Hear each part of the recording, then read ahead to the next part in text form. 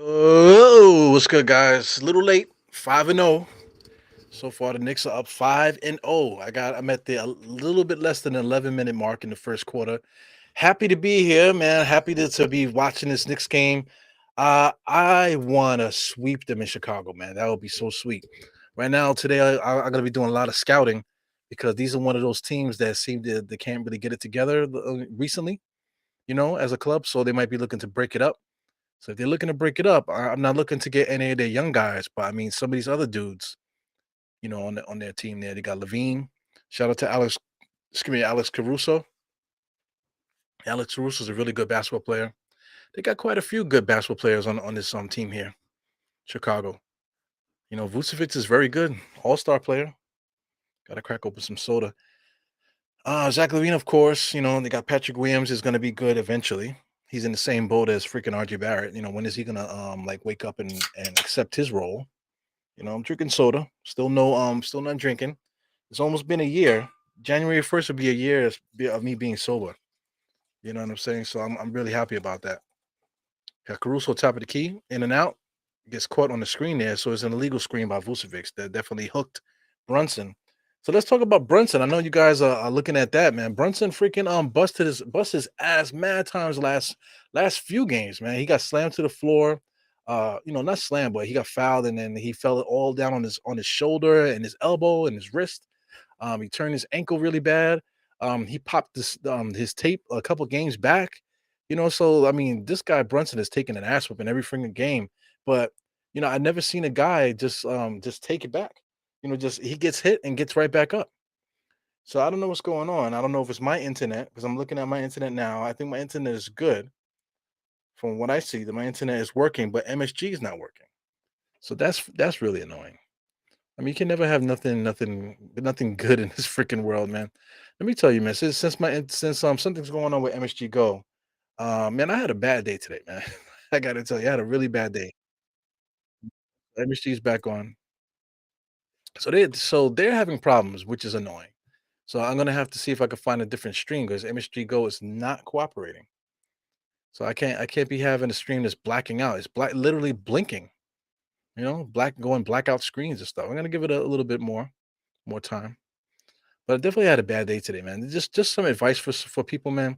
Sometimes it's best to just let it go. Sometimes it's best to just let it happen. If somebody wants to be something, they feel like there's something, just let them be it. Let them feel like they can be it. Because in your mind, just know what's the truth. You know what I'm saying? What's the difference between getting fired at your job or just letting some asshole believe that they could say what they want to say? Because it's not, the thing is not in the argument, it's the reaction to the argument. Because somebody like me, I don't like to argue. I don't like to argue back and forth. If it's to the point where we're arguing back and forth and it's getting heated, I don't got but so many words to say to you because now we gotta do something, you know. And it's just bad, man. I just had a bad day today. I had a couple instances today that was pretty bad, man. But anyway, we're here, man. Here watching the Knicks. You go, Julius. Shout out to Steph's show. I was on Steph's show yesterday, and we were talking about Julius Randle. And for those that watch that show, I don't know if anybody's watching it. Shout out to a few of you guys here. Shout out to Geraldine. I clicked the thing a little earlier so you guys can see Trish also, Trish D, excuse me. You got my man Bracy, Rob Bracy, and of course Wonder Woman. Barigua in the place, man. So yeah, the Knicks are up 11-4, man. So this is good. It's a different Knicks, man. I feel like there's a reputation of the Knicks being more physical now. They're getting a reputation for that, but it's like 2022 physical because you can't really touch nobody nowadays. But they're doing enough to get a reputation. Say, hey, the Knicks play pretty physical, so I like that. So yeah. So shout out to Steph Show. Dope Soul and stuff. She wanted to talk. She's trying to like I guess highlight players. So they're gonna talk about somebody else tomorrow on her show on her channel. And they were talking about Julius. And it's just the same tired argument about him being like a fourth option in the championship thing. So that's certain things that trigger me. That episode kind of was annoying to me because I hate talking about uh you know like you know We talk about it a lot, but I hate talking about options, first option, second option, stuff like that. I get it. It sounds really smart to talk about, oh, this guy's a first option, this guy's a second option. It sounds really smart, but at the same time, if he's the fourth option, we don't have that means that we don't have a three, two, or one option. Brunson could be a number two option. Brunson could be a number one option, which when you're not going to win nothing with a point guard as your number one option, he definitely could be a number two. I don't know. Possibly number three. But then that means that you need to get two more people here. In order for it to make sense. So it doesn't sound smart to keep saying that Julius Randle is like a fourth option in the championship team. It's like what the hell. You know what's smart right now? What's smart is that there's no superstar that's gonna come available that we're gonna trade players away to get that superstar here. Like who are we talking about here? Are we talking about Giannis? Are we talking about Luca? It's possible Luca could get loose in a couple years or so. You know what I'm saying? But are we just gonna keep waiting for those guys to get loose, or are we gonna try to win? You know what I'm saying? Because if you're gonna wait for that superstar to get loose, we still can maneuver and get players here to make us better.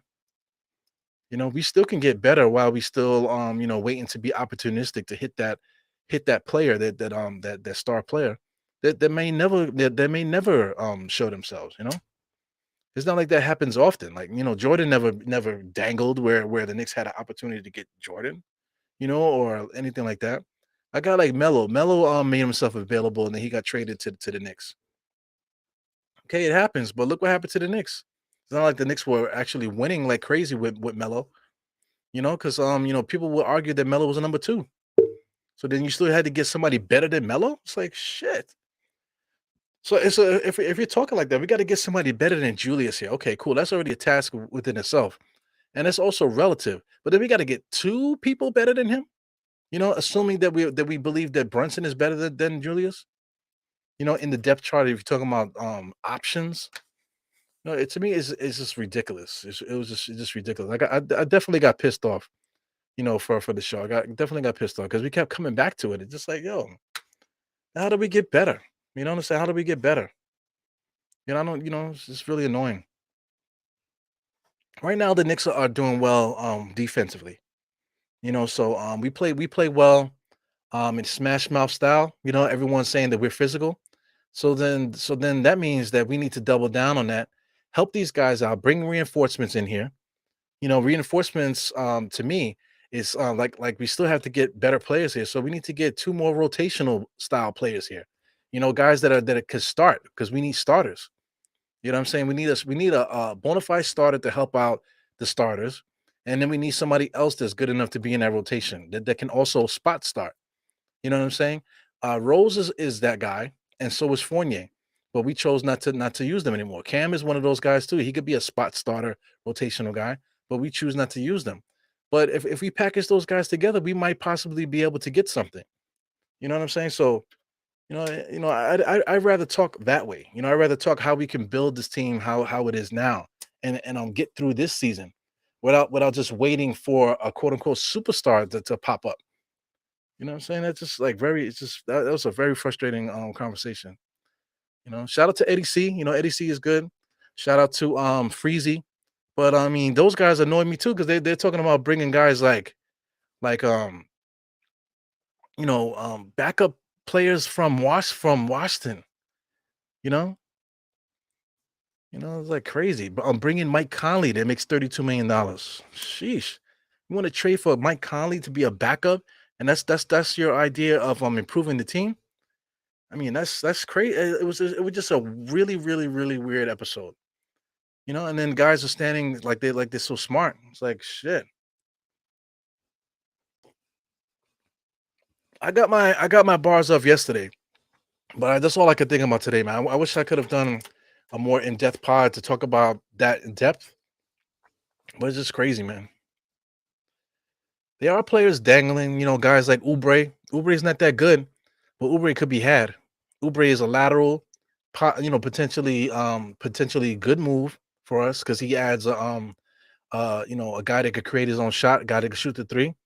He can't, his defense is he has potential, but and also he's never saw a shot that he didn't like, and he don't pass the ball. So that's problematic too. But just adding the firepower, that extra firepower to have in a rotation, somebody like Oubre is definitely a guy that can definitely fill in and be that wing because we need an extra wing. You know, somebody like Bogdanovich over there in Detroit. That's somebody that doesn't make as much money. Somebody that could be plucked off a Detroit roster. You know what I'm saying? Kuzma is another one that's only making $13 million this year. He could be plucked off of Washington's roster. I'd rather talk about guys like that. You know, they're not making much. We could pluck two of those guys and get them on this roster. Potentially, I would like 'cause I mean RJ. Shout out to Jay Boogie. He made a point that RJ plays better as a shooting guard. So slide RJ back to the shooting guard. Make Grimes the backup with Deuce. Make Grimes and Deuce the backup. Trade for another starter. Another starter to fit into that three spot. It could be Kelly Oubre. You know what I'm saying? Like I said, it could be Bogdanovich from Detroit. You know what I'm saying? It could be Kuzma too. Trade for any one of those three guys to be in the starting lineup with RJ and Brunson. Did we get better? Yes. Are we going to win the championship? Probably not. You know what I'm saying? But at the same time, us waiting for somebody to be better than Julius and waiting for two or waiting for superstars to come loose, or like the big thing was sell high on Julius Randle. Like, come, that's I don't know. This is not. It's not. I don't want to talk about trading high or Julius Randle. Because if you're trading high for Julius, okay, we're gonna have to get a player back here. Most people just want to dump Julius. For nothing, just to so Obi could start and this, that, and the other. That's not gonna do nothing for us neither. It's just gonna flip the script, and then we still got Brunson who's old, and we pay Mitch and all this other stuff. So I mean, money's still tied into it. So after that, we still gotta wait until a superstar comes loose. It's just ridiculous. What's not ridiculous is the Knicks defense. Knicks have been contesting every single shot, playing very physical with the Bulls. The Bulls are trying to catch up with them in the physicality. So I like that. This guy RJ, he likes to go downhill, man. So him going halfway, standing in the corner, is not his game. If he can come full speed, set a pick, and let him just drive to the basket, that's where we're gonna be able to take advantage of his skill set a little bit better. So I get it. Between Brunson and RJ, that could be the backcourt. Grimes, demoting Grimes to the bench. Does that do anything to us? Does that hurt us? No. Deuce off the bench, that doesn't hurt us either. Those two guys together in tandem are pretty good. What does that mean for Quickly? That means that Quickly might have to be traded for somebody. Because we got to give up something to get something. So it is what it is, man. Like Obi Toppin, they got him shooting threes. They don't got him going to the basket, alley oops, and nothing like that. He's not even strong enough to do that. So get Oubre in here. Trade Obi Toppin to Charlotte and get Oubre over here. You know what I'm saying? I'd rather have Oubre at the three with Julius and Mitchell Robinson and Brunson and RJ. Now you have four guys that can at least create some kind of offense. You know, Julius is probably still our best player, absolutely. But you still give another option. Now Julius doesn't have to hold it; he could let it go because there's an extra person to pass it to. Oubre could score. You know, Bogdanovich as well. Bogdanovich, make the extra pass. Bogdanovich could shoot it. Bogdanovich could put the ball on the floor too. You know, shout out to Kuzma. Kuzma's the same thing. With Kuzma, I think would be more punishing because Kuzma is more physical on the inside. So that kind of would be like it would be doubling down on what we do. You know, punishing the rim, punishing the paint, points in the paint, offensive rebounding, and just rebounding in general. That I think that would just help out the whole thing. What we already do well. So anyway, let's get into some play-by-play, man, because I'm watching the game. The Knicks, like I said, when it comes to instilling will and letting teams know what we're trying to do, and we're doing it right behind Julius. Julius is the leader, 21 right now and 13. It looks good. Julius Randle's energy is excellent right now. It seems like the team is all feeding off of that. I wasn't paying attention. I'm not sure if RJ got fouled, got two fouls, early fouls. I'm gonna have to get this second screen up here So, man, yeah, I'm ignoring the chat. You know what I'm saying? But let me see what's going on with the chat. I know I'm talking about things. Shout out to Jarrell. Jarrell was here. Jarrell was there for that episode.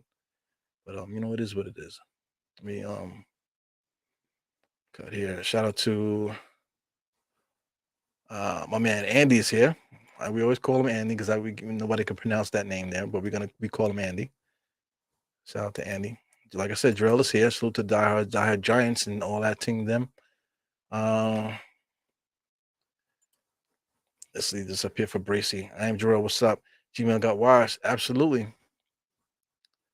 But we got a chance to catch back with that Washington team. I think that's what you're saying. Hopefully, we do better against Washington. We'll see.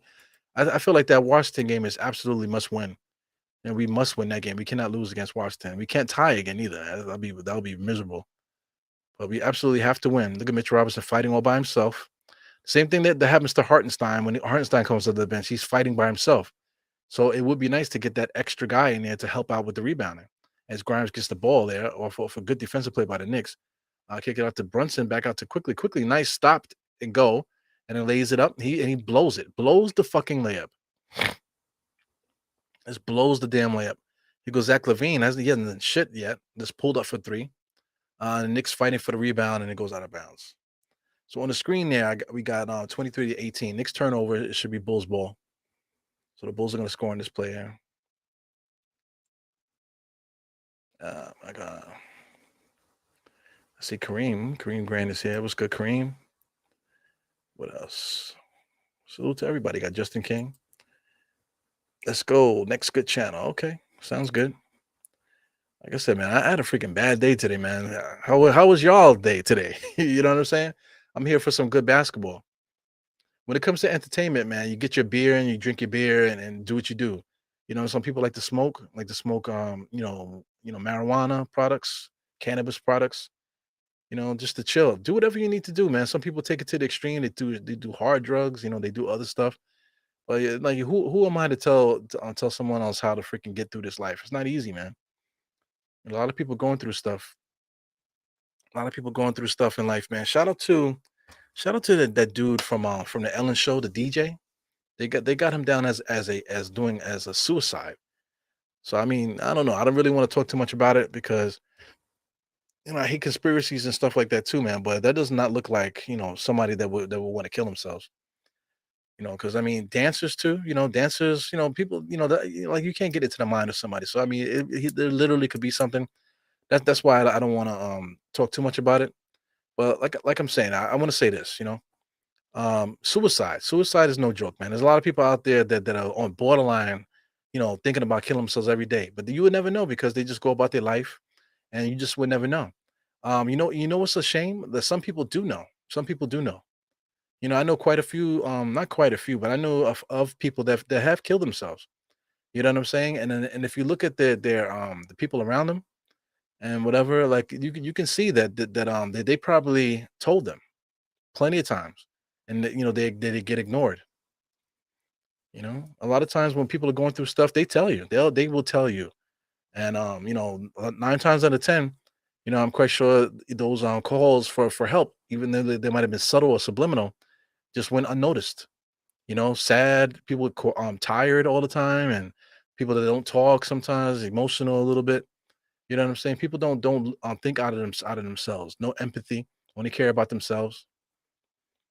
So I mean, suicide is a hard thing for me, man. I hate when I hear it. Shout out to Robin Williams, right? Robin Williams was extremely funny dude, light up a room. But meanwhile, the guy was constantly thinking about killing himself at any time, and he finally did it. And he did it in a horrific way too, man. Sheesh, man. He did that in a very, very horrific way. You could tell that he was going through something, in the manner in which they found him. You know what I'm saying? Probably went into like some kind of like fit or something. It's just crazy. I'm a very empathetic person, man. So I could put myself in other people's shoes and look at their perspective and stuff like that. And I could also pull from experience too, man. Like as a young person, you go through stuff and you feel like you want to do something to yourself. I'm not afraid to say that because I mean this life is not easy. This life is not easy. People make it seem like it is. It isn't. Not everybody's built the same way. Some people feel things more than others. You know.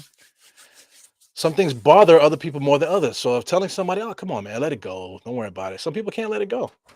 You know what I'm saying? That's why we have murderers. That's why we have people that have psychotic episodes. That's why we have mental institutions and things of that nature, man. Because not everybody's built the same. So oh man, don't worry about it. It'll be all right, man. Let it go. Don't worry about it. That type of thing. Sometimes that's not enough. You know. Here's another thing. So people say that they're depressed because payday's coming and they're broke. You know what I'm saying? But when they get paid, all of a sudden they're not depressed anymore, right? They're back to spending all their money up again. But here it comes, payday's coming. Oh, I'm depressed, man. I wish I had some money. Payday comes. Oh, I feel good again. That's to me, that's not depressed. That's just that's just everyday life. Some people live and they wake up all day, every day, just feeling bad about whatever they're feeling bad about. One thing I will say, because I mean the Knicks are on commercial. It's like the longest commercial ever. But let me throw this at you. For people that may be feeling certain things, man, listen. Nobody gives a fuck. you know, Nobody cares that you're going through anything. You know what I'm saying? Here's one thing. The Knicks play today. The Knicks play in 2 days. The Knicks play in 3 days. Knicks play, whatever they play. There's always going to be another Knicks game. So if you're feeling depressed and you like the Knicks, let's get to the next game. You know what I'm saying? Let's get to the next game. There's always another game to watch. You know, Compartmentalize your life. And enjoy the stuff that you enjoy. Like I said, I like to put out movies, man. You can't kill yourself today because Ant-Man, Quantumania is coming out in February. You know what I'm saying? So you can't do that. The NBA trade deadline is coming. You can't kill yourself until you find out what's going on with the trade deadline. You know what I'm saying? Simple things like that will keep things in perspective because before you know it, time goes past, and then you might look back and be like, "Damn, what was I thinking about?" Hopefully, because sometimes it's not even that cut and dry. So we're back. It's 2 minutes and 10 seconds left in this first quarter, 27-24. Good basketball game, right? I love that the Knicks pounced on Chicago. Now Chicago has to come back, so that's good. So he goes, Brunson basically running the offense there as Grimes misses a wide open shot. Nonsense. He goes, Kobe White could create his own shot. You can see him getting around there. Gets it into Drummond. Drummond's a good ball handle as a big man, but turned it over, right? Passed it right to Quickly. Quickly in and out. He's looking around blind in both eyes. Almost turned it over there. Back to Quickly. Quickly fakes it. He should have gave it to Deuce. Gives it back to Julius. Julius top of the key is clearing everybody out. Looking. Now he's gonna post up, get into a double team. Good up and under moves there, and he lays it up. Great. Did they call something? Yes, they call travel. I think he picked up his pivot foot. Yeah, man. Yeah, so real like that, man.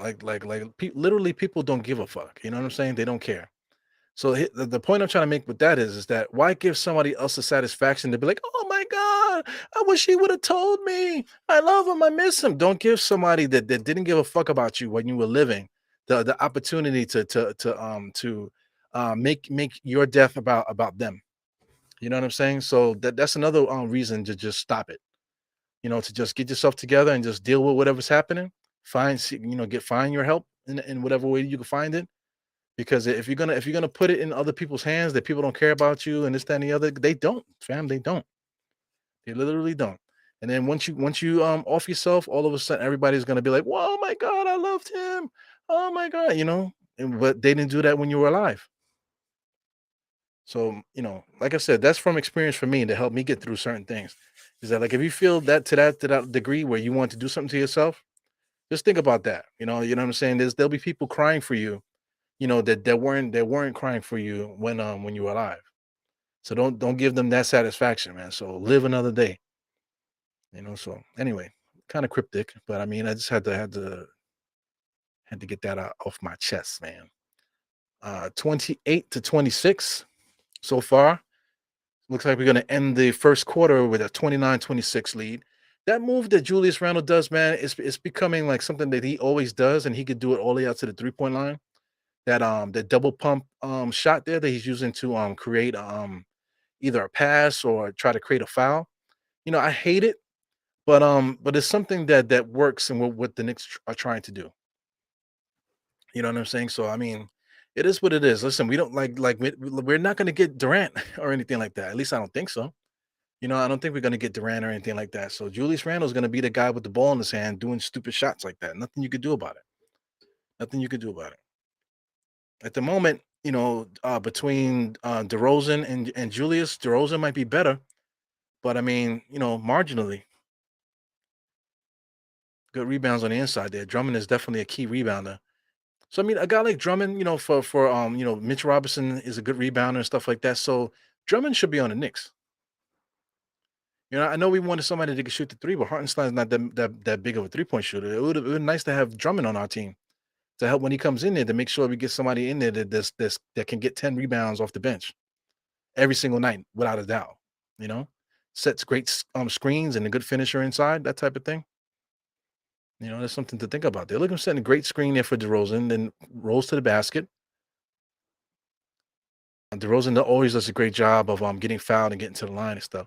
And as you can see, he just does his job and doesn't complain. He knows he's going to get the foul. Instead of complaining to the rest, oh, come on, you should have called it sooner. No, he's doing his thing. Professional basketball player. Ugly motherfucker, though. You know what I'm saying? Let me see what's going on with the chat. I know I've been going a little bit too crazy, man. But it is what it is. Sometimes you got to talk about certain things. Ah, man. Yeah, sports is a vice. Absolutely, man. Yeah, sports since the beginning of time, man. Since humans been around, sports is always been a way to bring people together. Shout out to freaking Nazi Germany. They had the freaking Olympics, for Christ's sake. You know what I'm saying? Everybody was able to chill out for the Olympics. You know what I'm saying? That's like one of the few things on this earth that people would chill out, for a little while. So that's the end of the first quarter. So it's 29-28 in that first quarter. So I'm probably about a couple minutes behind, couple seconds behind you guys, maybe like 30 seconds or so. So it is what it is, man. I still like that everybody's still getting up.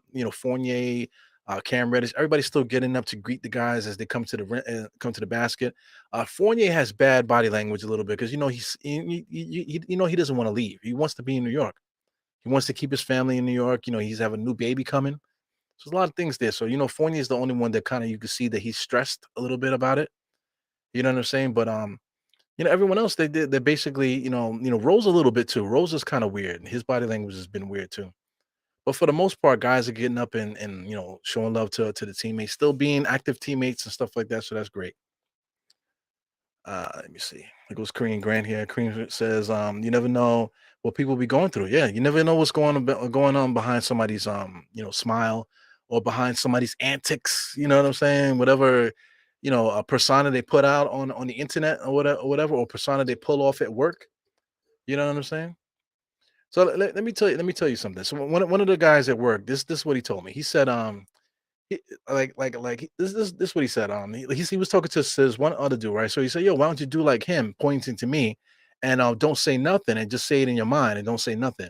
So when he said that, then he like laughed, right? And they kind of like laughed, and I just like looked, and he walked and went to the bathroom.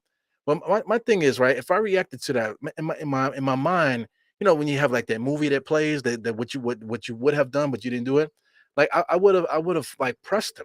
You know what I'm saying? But then that would have instantly got me fired. You know what I'm saying? But people could say slick things, whatever, but saying slick things is not necessarily anything that's worthy of getting fired. You know what I'm saying? Maybe not even written up. Because I mean you just said something. You know what I'm saying? Maybe they might say, listen, watch your what you say, stuff like that, be respectful. That's all they could probably say to you. If it happens again, then maybe it might be something else. But words, people can say anything they want to you as long as they're not degrading you or doing anything of that nature. If they're just saying something slick to you, it's just something slick. But like for something like me, you say something slick to me, I want to do something to you. Because it's like you said it. So now I say what I want to say. Now I want to dictate what's going to happen next. And people only see that reaction. They don't see the first reaction. You know what I'm saying? So, shout out to my coworker, man. He's probably like watching my podcast and stuff, see what's going on, see what's the, 'cause that's what everybody seems to be talking about now when I come to work that I have this podcast going on. So hopefully he's watching, he sees it. You know what I'm saying? I didn't say what I wanted to say because just like you said, yeah, keep it in your head. Don't say it. Listen, watch your mouth. People need to watch their mouth. You know what I'm saying? Everybody wants to be the star of the show. You know what I'm saying? But sometimes you think you're the star, but you might end up being you know, the um the plot, the subplot of the day. You know what I'm saying? Of somebody else's story. Yeah, man. Rest in peace to that dude. I can't think of his name there. I'm thinking of his nickname. But he definitely was on Ellen, the DJ on Ellen. He actually was in a couple movies too as a dancer. So he's a really good dancer. So it is what it is, man. It's definitely tough. Yeah, Bo Ishmael, just talking about suicide and stuff like that. Rest in peace to the DJ that was on the Ellen DeGeneres show. There's a lot of stuff going on there with Ellen and stuff that this like I really don't understand. Like I said, conspiracies is a lot, to talk about. So I mean, I won't really get into that. But I just wanted to have like a candid conversation about mental health, really, suicide, mental health, and that type of thing. And what keeps us going? What keeps us going as Knicks fans and stuff like that. We all enjoy the team. As you know, with a lot of the politics has been happening out there, especially just as it spills into Twitter, people have their opinion about stuff, and their opinion comes out, whether it be politics or whether it be having to do with race or having to do with religion or something like that. And when people make the comments, you can see who they really are, and it's unfortunate, but you just hope that that things don't boil too far, and then the next Nick game comes on, and we can just get back to enjoying the Knicks together, and don't have to deal with who you really are, outside of the Knicks. That's a whole nother thing. So who's this number 7 there? Number 7 on the Bulls looks like he's a point guard or something like that, some kind of guard. So I mean, the Bulls are weird because their point guard literally is DeRozan. So DeRozan does a lot of ball handling. He's like leading them in assist and all this other stuff. So they don't really have a true point guard. So they have a lot of issues there. So that's Gordon Dragic. Wow, man, Dragic, I barely recognize him, man. He looks old. He has like silver hair. Sheesh, time flies, man. I remember when Gordon Dragic was trying to get into the NBA, trying to get minutes. Now the dude is at the twilight of his career, all coming off the bench for the Bulls. It's amazing, man. Time waits for nobody, man. That's what I'm trying to say. Let's enjoy something, because before you know it, one day you're looking up and you're like 20 years old. Next minute you're looking up and you're like freaking 38, and everybody's telling you you're too old. But meanwhile you're so young. It's crazy. Because Jericho Sims is back in the rotation there. So I like this, man. That's doubling down there. Having Jericho Sims coming off the bench instead of Obi. I like this new Knicks team, because now this is a bruising team. So listen, Obi Toppin, like Obi Toppin is like a guy that I mentioned a couple times in passing, but that's what I'm trying to say in passing. The only thing that Obi Toppin does for us is shooting that 3-point shot. Him getting those breakaway dunks doesn't help the Knicks at all. As far as power forwards are concerned, what he doesn't really help out as RJ hits that three. He was begging for the ball. He better have made that. So 36-31, man. Knicks are fairly dominating this team right now. He goes Dragic kicks it out to this kid here. He's pretty good, man. I'm talking about number 0 there on the Bulls. He can create his own shot. Let me get the names together because I can't really get it. That goes quickly. He just throws up a no name shot there. Let me make sure I get this Knicks stuff up here. Yeah, yeah. These Knicks scores here. It's still 36-31. 9 minutes and 59-second mark. Yeah, man. So on the Bulls, I'm talking about Kobe White. There you go. So I mean, Kobe White versus IQ. What's the difference? It goes Caruso. So once again, Kobe White versus IQ. What's the difference?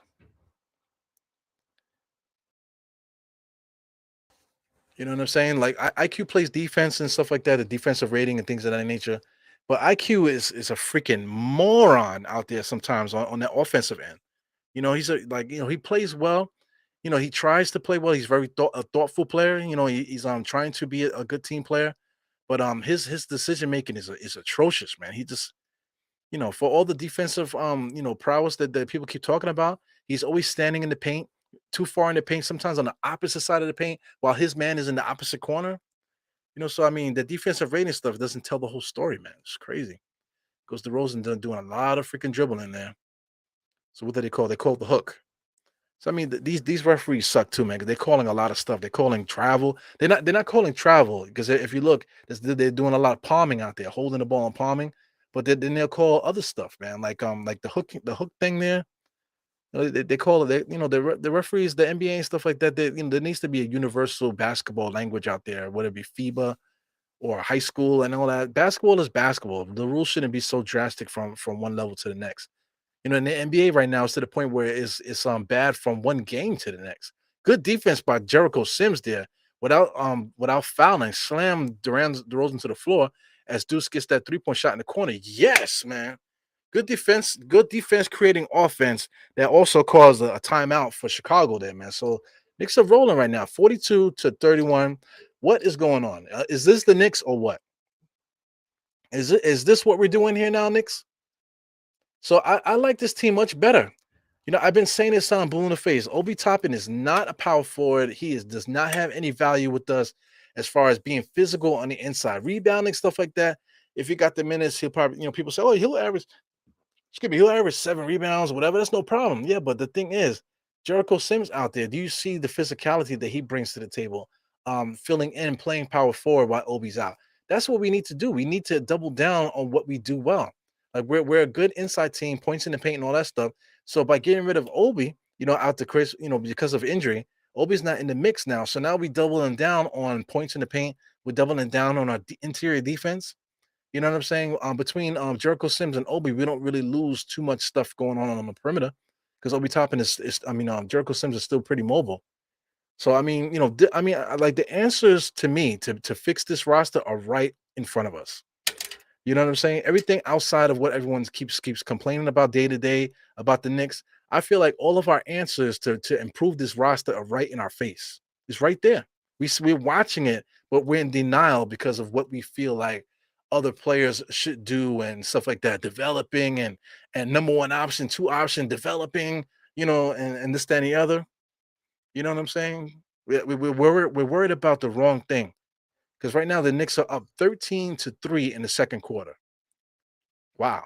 I know Chicago's having a bad time, but Chicago still showed up today with DeRozan, Patrick Williams, Vucevic, Zach LaVine, Caruso. That's a good starting lineup. And they got Kobe White off the bench. They got Andre Drummond off the bench for Christ's sake. Gordon Dragic coming off the bench for Christ's sake. This guy Derek Jones is good, and this guy what's his name? Green. What's his first name? Javante Green. He's good too. A good defender, can score a little bit. These guys are good too. They're showing up with a good team that was with each other last year. That should actually be making the next step, but they aren't. They're kind of like the Knicks. So they need to break it down. I think they need to break it down. On the other hand, the Knicks are not on that level. The Knicks don't need to break it down. The Knicks need to double down and continue to, double down on what we're doing well. You know, so far so good, man. It's like it's amazing. So let me see what else we got going on here. Yeah, DJ Twitch. There you go, Mr. Iron Jarrell, definitely. Yeah, Grimes got to hit the shots, man. Grimes, the Grimes is afraid. He's afraid to look at the basket a lot of times. A lot of times he's looking to set up other players when he's driving to the basket, which is good. He's a good team player. That sounds like a bench guy to me. That sounds like a guy that shouldn't be starting at the two. RJ going downhill from the 3-point line is absolutely what he needs to do. So put him at the two. Let him guard twos. Let Brunson get his ass bust by the opposing point guard, because he's going to give it back to them on the other end. Let him do that. Let RJ guard the shooting guards. Leave it at that. Get that replacement in there at the three spot. Whoever it is, like I'm telling you, I give you three: Oubre, Kuzma, and Bogdanovich on Detroit. Those are the three. I think if we get any of those three guys, that would provide enough scoring just to let the ball move a little bit more on offense. Because if it moves, it'll hit a scorer's hand eventually. If you're talking about starters, Julius Bogdanovich, for example, Brunson or RJ, that ball moves around. somebody's going to score. And now you have to play defense. And that allow as Hartenstein knocks down the three with the shot clock going down. It's crazy. So that just shows you right there that that's something that we can definitely use. Can Hartenstein continue this pace? The chances no, you know. But we can make do with the guys that we have, man. But it's just gonna be a lot of work, a lot of hard work. Goes Deuce. Nobody wants to shoot it. Everybody's looking to move around there, and they just called another traveling. I mean, this NBA is crazy. Certain players like John Morant, runs with the basketball. You know what I'm saying? But one little jab step and they're calling a foul, they're calling travel on freaking players. It's crazy. But the star player could do anything they want. Harden is another one that does a lot of carrying and dropping, picking up the ball and dropping it on one side and taking extra steps. Crazy, man.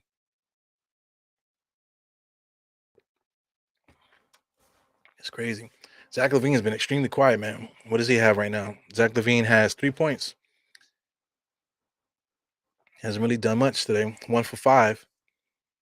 So he might be another guy too that just might be he might be hurt or he just might be not having fun. Just one of those type of players. So Zach Levine, I was mentioning Zach Levine a lot because just because he's one of those players that's quote unquote dangling.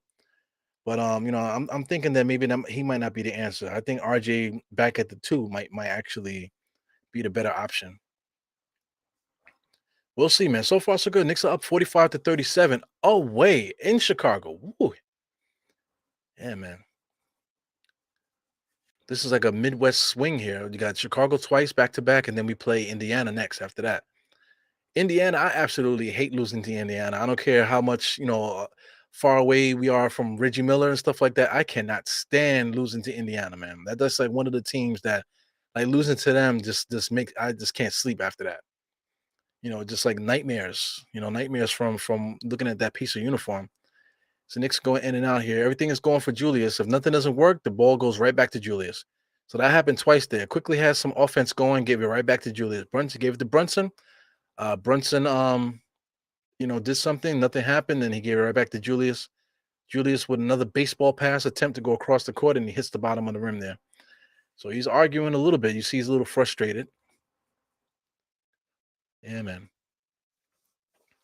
Like I hope he's not using beeswax on that hair, man. It doesn't look like it.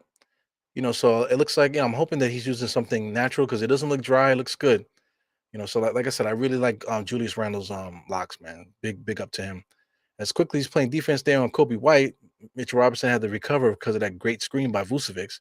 So Mitchell Robinson just switched on Kobe White unsolicited, which left quickly to guard Vucevic. So instead of getting the ball to Vucevic to get an easy score, Kobe White was still able to score on Mitchell Robinson. So I mean, sometimes certain players shouldn't switch. Mitchell Robinson shouldn't be switching to the perimeter. I don't give a fuck what none of you guys say. Mitchell Robinson can guard all 5 positions, whatever. That motherfucker need to stay inside and guard the center. Stop switching it to guard point guards, man. He shouldn't be doing that. I don't care what nobody says. If it gets to a point where Mitchell Robinson has to switch on a perimeter player, he shouldn't. He shouldn't. He should stand there until the little guy recovers and let him find the big man. Look at Patrick Williams. 3 seconds, everything. He did everything. He goes Julius now. Julius is definitely being featured here. Kicks it back over to Brunson. Brunson drives. Ooh, baby. Beautiful sidestep. Wow. Beautiful sidestep like he wasn't even there and then freaking just laid it up like it was nothing. Brunson is really good, man. He goes cool on this guy, Caruso. Good steal by IQ and getting the passing lanes there. So IQ is gonna go for the score, and he does get it. Almost got hurt there. And he probably should have thought about giving it up. But good defensive play by Chicago, though. There's no malice there. Definitely a good defensive play. You know, very good there, man. So I mean, I'm proud of the Knicks right now, 51-39. We're just playing really good. We're just playing really good basketball. Yeah, so outside of making trades, what I'm saying. Like I don't want to give up anybody in our rotation. IQ, I would hate to get rid of him too. Because he does provide something for us. But what I'm saying, if we can get some reinforcements here, that would be really nice because the Knicks need that extra rotational guy that could score. It would have been nice if Cam Reddish would have taken that opportunity to be that guy. But now we have to get somebody that to be what we thought Cam could be. It's. And then that would be the answer. That literally would be the answer to our problems. What else we got here, man? We got Amadi. We got Amadi Finesse popped up in here. It's good. Let me see. Obi gonna come back and beast. Listen, he hasn't beasted in his entire career. If you want to count the last like 2 weeks of last season, but when it counts, Obi Toppin has yet to do that. So if he's gonna come back and beast, that's wishful thinking. That's not something that, yeah, you're right. Nah, it's wishful thinking because he hasn't beasted this entire year. He's only been a spot up 3-point shooter. Somebody that's afraid to look at the basket. For somebody that's known to be a dunker, Obi Toppin has not dunked on anybody yet. When was the last time Obi Toppin did a move and then banged it on him? You know what I'm saying? Never. When was the last time he even got a beeline on somebody and banged it on him? He's never done that. He's gotten plenty fast break dunks and that type of thing, or he's driven to the basket and dunked it, but he didn't actually put a move on somebody and just freaking cuffed it and dunked it on somebody. He's never done that, and that's somebody that's known for dunking. You know what I'm saying? RJ has dunked on people this year so far. Julius has dunked on people this year. You know what I'm saying? We've had players that dunked on people. Obi Toppin is known for dunking. And he doesn't drive to the basket. He doesn't have any strength to finish a dunk on the inside. It's crazy. So I definitely would like to move away from Obi Toppin, to tell you the truth, because I mean, his value to us is 3-point shooting. So get a real small forward in here. That's what I have to say about that. I like Jericho Sims as a backup big man. Along with Hartenstein, that works. So we definitely need that wing that can score, that scoring wing. We need a scoring wing. I think that would definitely make the Knicks a lot better. Get a scoring wing. Like I said, we can get that player without trading anybody that's in our current rotation. You know what I'm saying? It is what it is there. Let me see. Bull Ishmael, Grimes, Deuce IQ defense. Yeah, definitely a game changer. Absolutely. But all three of those guys are backups. All three of those guys are backups. So once again, shout out to Dope Soul. We was on Dope Soul the other night. ADC was talking about getting that dude from Washington. I need to get his name. That shit is like triggering me a little bit. I mean, that Washington game. I know Jarrell was on the panel listening to that. You know what I'm saying? So I don't know if Jarrell wants to add to that. But what's my man's name? He's hurt actually right now with a groin injury. Monta Morris. That's his name, Monte Morris. He was saying that we need to get Monte Morris to be the backup point guard. I'm like, that's what you see on this squad? That's what you see, that we need to get Monte Morris to help Brunson as a backup point guard? So what does that do with Deuce? What does that do with IQ? We already got two guys that could be a backup point guard, and they are our backup point guard. Mitchell Robinson, alley from Brunson, because Chicago Bulls forgot all about him, man. He just was able to get an unsolicited alley oop dunk. This is crazy. He goes, the Bulls. I mean, the Knicks are doing a great job of closing the door on Zach LaVine. Zach LaVine can't get nothing going, man. They freaking locking his ass up. It has nothing to do with Grimes exclusively. The Knicks are doing a good job closing the door, period, on the paint. They're also doing a great job doing the same thing to DeRozan too. DeRozan was you could tell that he's been frustrated tonight as well. Because Zach LaVine has to give it up, give the Vucevic back over to Kobe White. So Kobe White has been able to get some offense going, creating and getting to the basket and stuff like that, playing under control. He's been able to make an impact on this game more than some of these other guys have. So Knicks are doing their job right now. Brunson, what do they call? I mean, these referees are something else, man. They might have said he was out of bounds or something. I can't. I don't have the sound on, so I can't hear. Yeah, man. But so far, Patrick Williams got 6, Vucevic got 8, Zach LaVine got 7. Right now, DeRozan got 6. They're still doing what they need to do, but the Knicks have put a cap on them. Shout out to Kobe White. Kobe White is leading them in scoring. Like I said, he's got 9 points right now in 12 minutes. Between them, they've definitely been smoothing out the minutes between those 6 players that I mentioned. Here goes Brunson there. Good pass there to Julius, man. Julius, he's gonna get called for what? Blocking? Oh, they said charging. Wow. So that probably was charging. I mean, Brunson probably should have just shot that because they were too tight. So that's just bad decision there by Brunson. You know, Kobe White was totally there. I mean, or whoever that was, Patrick Williams, he definitely was planted there. So Brunson probably should have just pulled up and shot that.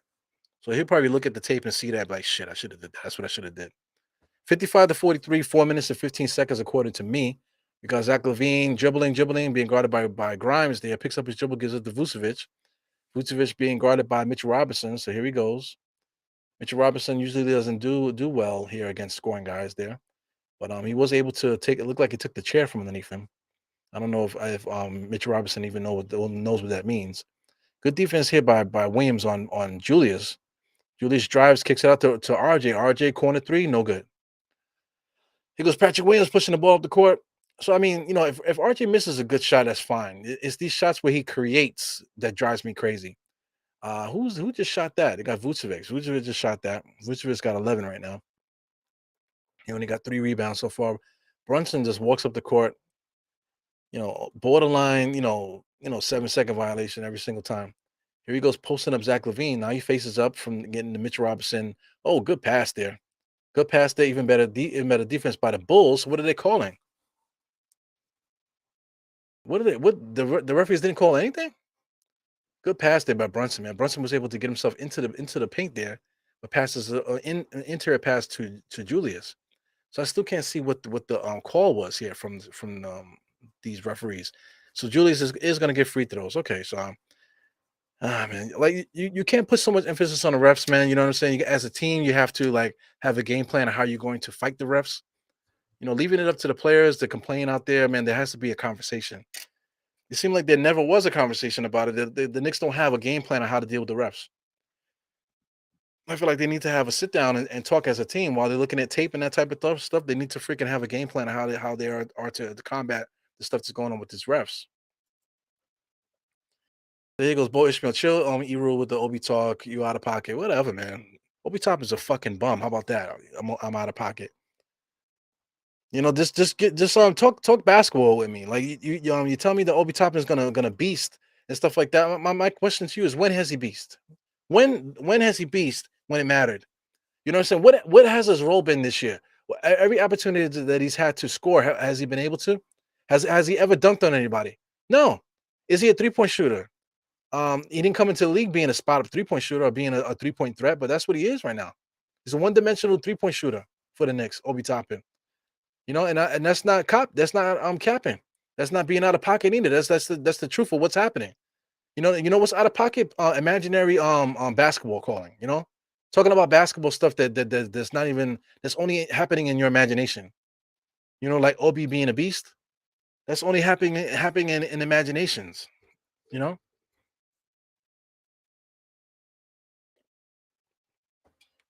it's only happening in people's imagination, the figment of your imagination.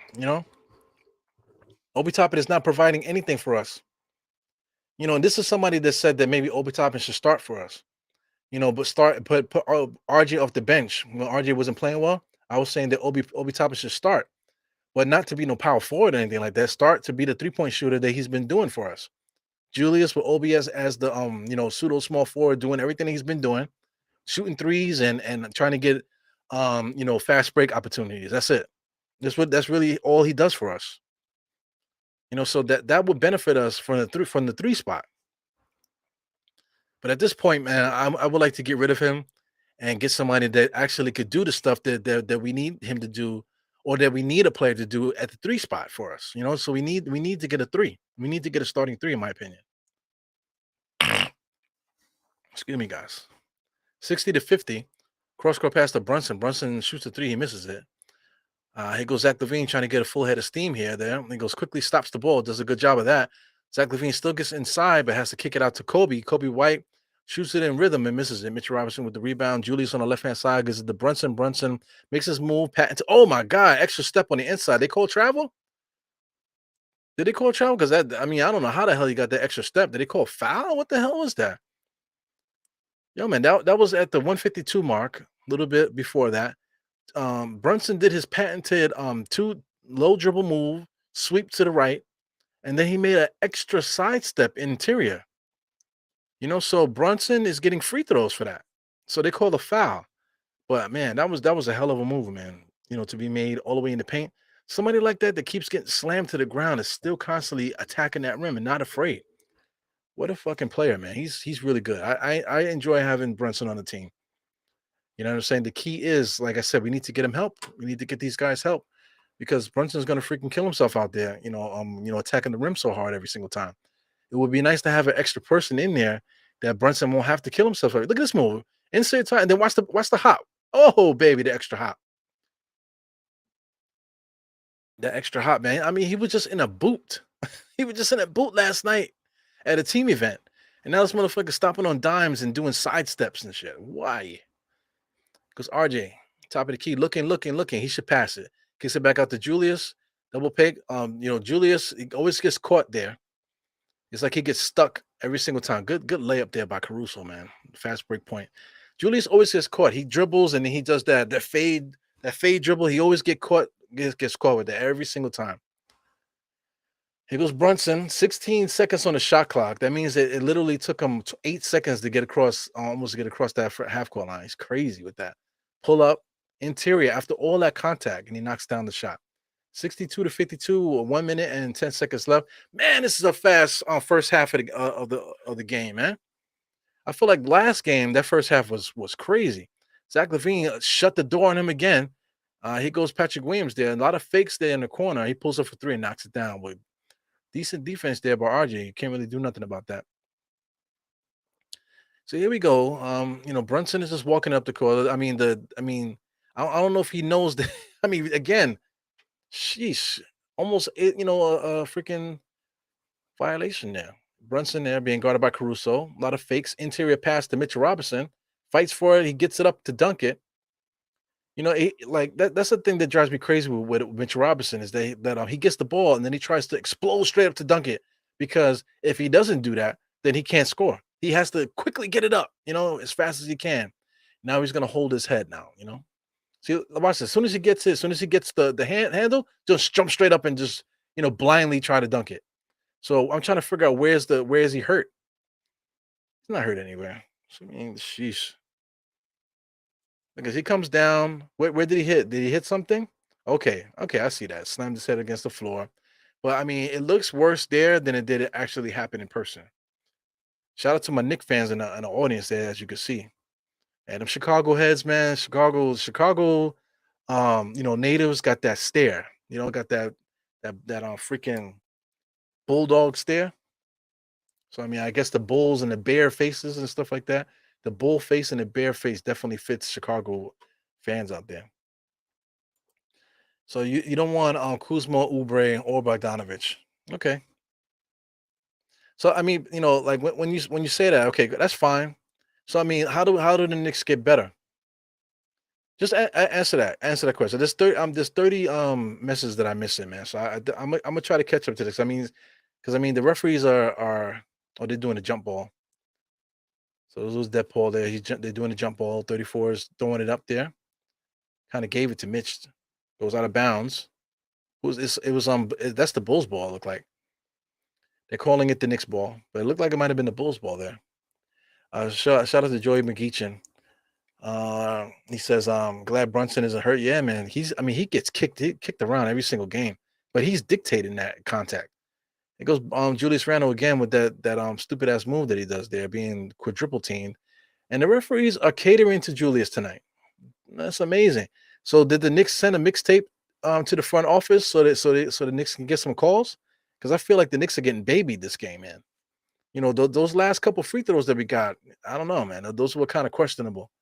Those are home fouls that we should be getting, and we're getting them here in Chicago. So I'm quite sure Chicago Bulls fans are not happy about that shit. You know what I'm saying? So, Almighty Finesse agrees that Obi is trash, and now my man here, Bo Ishmael says, "Say what? Obi's career high is four off Randall's career high. So, what does career high have to do with day in day out? You know what I'm saying? That's another imaginary take. Obi's career high is like 40 something, right? It's only a couple minutes, couple points off of that. But what's the context?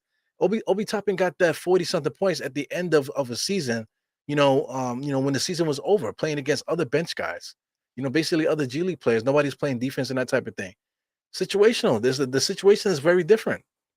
Julius Randle has those career highs with the team on his back and him trying to win a game. You know what I'm saying? So I mean, what's the context with this stuff, man? Like you can't just say stuff, like and say that and like that's your rebuttal, but what's the context behind that? Yeah, Monte Morris, man. I mean, I'm way behind on this thing there. Monte Morris is not the answer. We already got backup point guards. Jay Crowder, Jay Crowder, I would have said yes. Jay Crowder, actually, listen, Jay Crowder would be nice right now off the bench. We're in halftime now, as Chicago here is showing the CS Tower. I'm not really a tourist kind of guy, man, but I definitely want to hit the city, man, so I can see what's going on in Chicago. They say it's like very similar to New York. A lot of real Gotham City vibes over there in Chicago. They keep saying that New York is Gotham City. I think maybe Chicago might be. It's a little bit more sketchy, a little bit more cold and gritty. A lot of gang violence and stuff out there. It seems like there's anarchy out there in Chicago at times. You know what I'm saying? Let me see. When Eddie said it, I didn't say anything at all. No need to. I get you, man. Yo, man. Man, forget it. So I mean, I'm definitely missing a lot of these takes here, but we're gonna continue the conversation here in the chat. Okay, I see something here. He said, "I'll trade for guys like OG Albinobi and Sadiq Bey." Listen, Sadiq Bey is shooting like 40% from the field, man. That guy is just like RJ. You know what I'm saying. So if you trade for him, he's definitely a good player. I wouldn't mind to get him.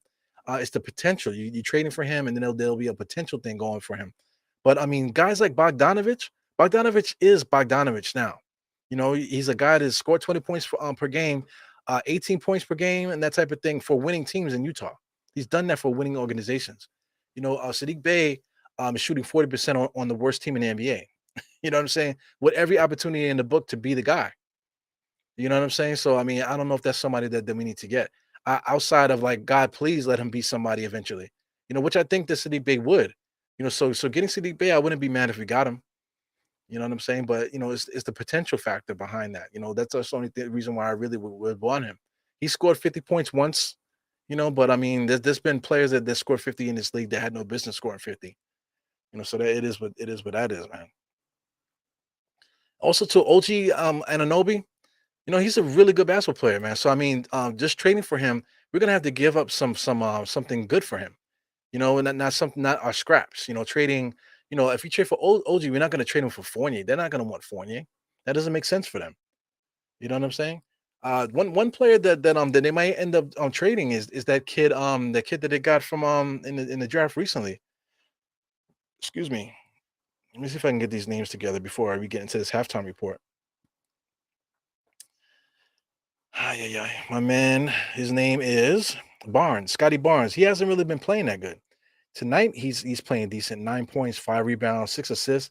He'll do that, and he'll get some blocks. He'll get steals and that type of thing. When he's filling up the stat sheet, that's how he really plays well. But he's had some games recently where he hasn't really played well. A guy like OG also, man. OG's always fucking hurt. I think OG's hurt right now. I'm looking at him now. OG's not in the game. He hasn't been in the game for a couple games. OG's always hurt. So if you trade for OG, man, you have to acknowledge the fact that he's always freaking hurt. So that goes without saying. But anyway, let's get into some halftime stuff, man. I didn't do that last game because I was running my mouth. For some reason, there's 76 chats here. Am I that far behind? Sheesh. So anyway, let's get into some halftime stuff, guys. I'm definitely gonna make this a little bit smaller, take it down to 125%. If anybody wants to copy what I'm doing here. First quarter, 29 points for the first quarter, 28 for Chicago, 35 and 27 in that second quarter. That was the key for the game there. So we're up 64 to 55. I feel like the Knicks have been bullying the Bulls all game. They've been very aggressive, and they've allowed the referees to give us the benefit of the doubt because we're the ones dictating the physicality out there. So they're rewarding us, in my opinion. So that's the type of time the Knicks have to be on, in order to win. especially against some of these better teams out there. Let's get into some game charts here. I feel like these game charts are going to be very lopsided. As far as the shot clock, excuse me, I always say shot clock, the shot chart and stuff. Chicago Bulls and the Knicks are basically even. We're getting the same type of shots and stuff like that. What's the percentage? Chicago's actually shooting 51% from the field, 21 for 41. Knicks are shooting 22 and 44. So we've made one more shot than they have. So basically 50% and 51%. Decent shooting game. Biggest lead for the Knicks is 14. So we're right on that. The Bulls have never led the whole game. Longest run is 11. So listen, Chicago Bulls have a lot of firepower. They got the Rosen on their squad for Christ's sake. They got Levine on their squad for Christ's sake. They got Vucevic. Caruso is a good player. Patrick Williams, Kobe White, all these guys, Dragic. They have a lot of good players in the team. So beware of a comeback, especially in this third quarter. They got Billy Donovan on the squad too. He's a decent coach, former Nick as well too. So yeah, definitely. He probably has that in the back of his mind. They didn't give him no minutes when he was a Nick, under Patino. So I'm quite sure that's in the back of his mind. 27 rebounds to 19, 14 and 13 with the assists. He got steals. The Knicks are up by 4-1, 3-2 in blocks. Knicks are up. The turnovers have been pretty down. But if you watch the game, I feel like there's been a lot more turnovers than 6 and 7. It just seems like there's been a lot more sloppy play than what these turnovers are saying. 50 and 50. 3-point percentage 47 to 40. So that's probably the tail of the game there. Free throws, both teams are shooting good. Points in the paint, interesting, 28 to 22. So Chicago's actually scoring in the paint more than the Knicks today.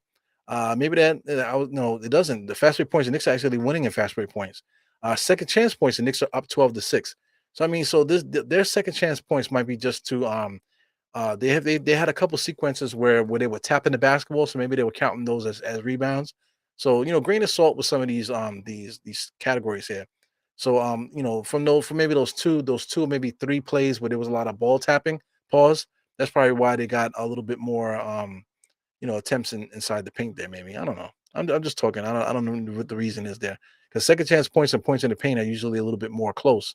But both stats here in this game are lopsided on each end. So that's what's up. Let's take a look at some of the individual stats here with the box score.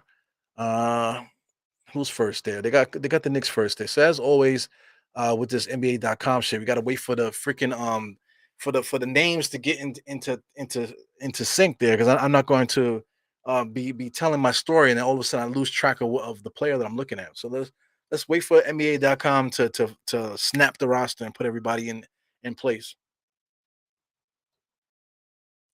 Why get me a drink? Sheesh.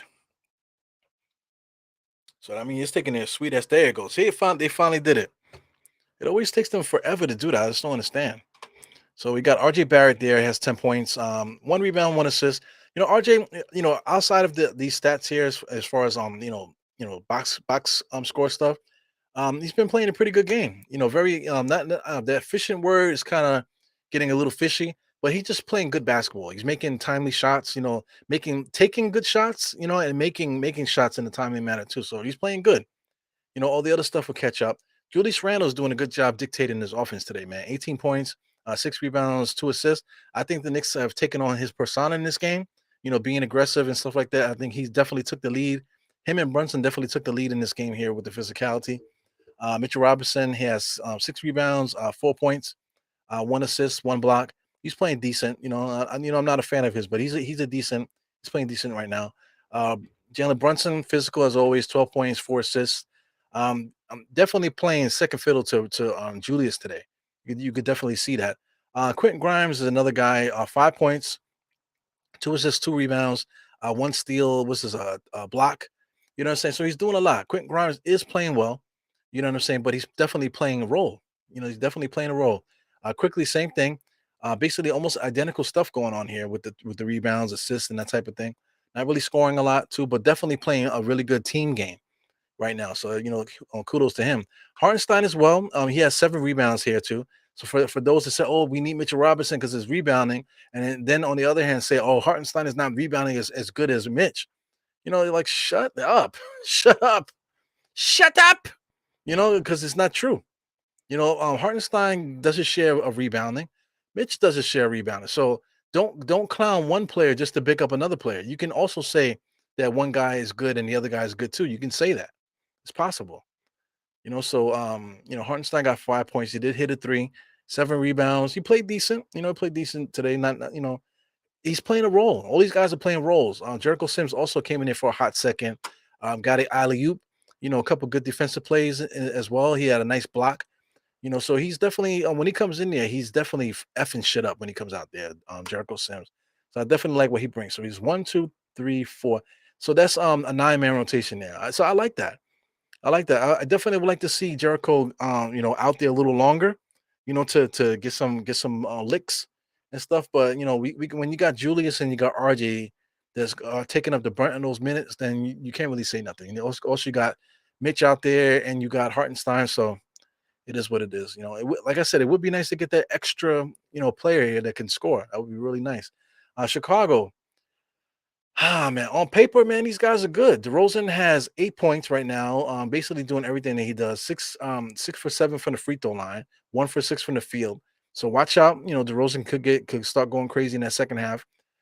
Zach Levine, same thing, 4 for 10. Very low impact today. I don't remember any shot that Zach Levine had today. I don't remember anything. So very low impact in the game, even though on the stat sheet it says that he's playing well. Very low impact on the game. Same thing with Vucevic. Very low impact on the game as well, but he does have 11. You know what I'm saying? But like I said, they're very dangerous because they have three guys that can carry offenses at times. You got Alex Caruso could play some defense. Really good basketball player. Kobe White actually played good today too, man. 9 points. I actually remember more of what Kobe White has done more than any of these other guys, which is interesting.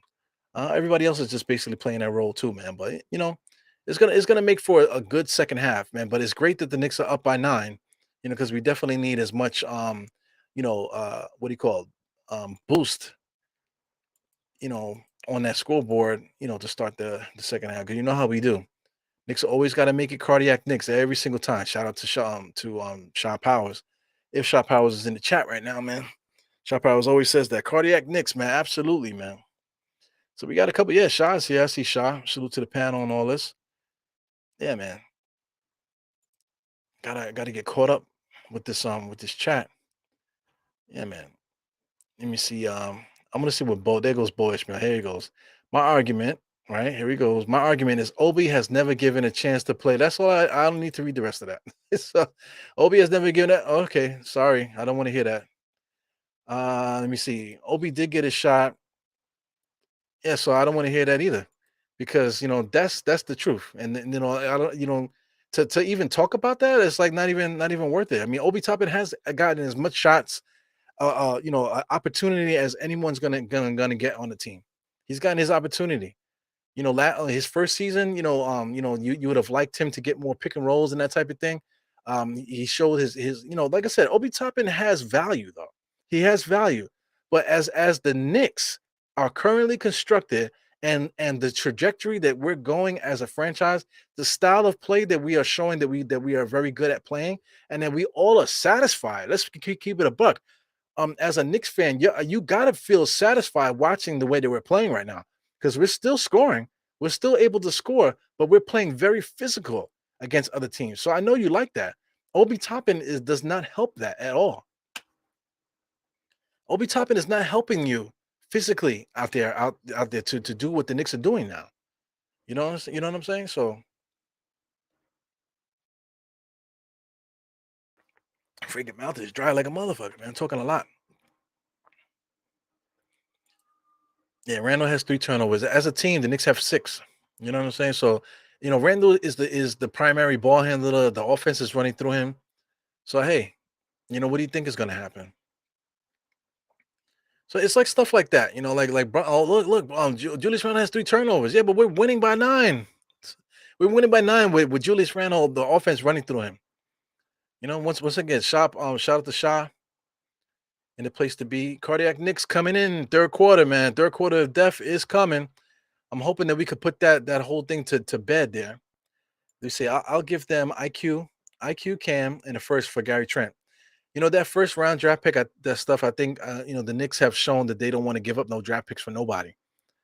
So that's just like an ongoing thing there. That's the reason why we didn't get Donovan Mitchell, I guess, because we didn't want to give all those draft picks up. So trading IQ and Cam and a first for Gary Trent. I don't know if they'll do that because I mean, uh, in Toronto, offhand, they don't have too many perimeter players. So I mean, Gary Trent is their shooting guard. So I don't know if they have another option there, shooting guard. IQ is not a shooting guard. And they already got Van Fleet over there. Van Vliet, excuse me. I always say Fleet. Uh yeah, I mean, Gary Trent, Gary Trent's a good player. I'm not saying I don't want Gary Trent.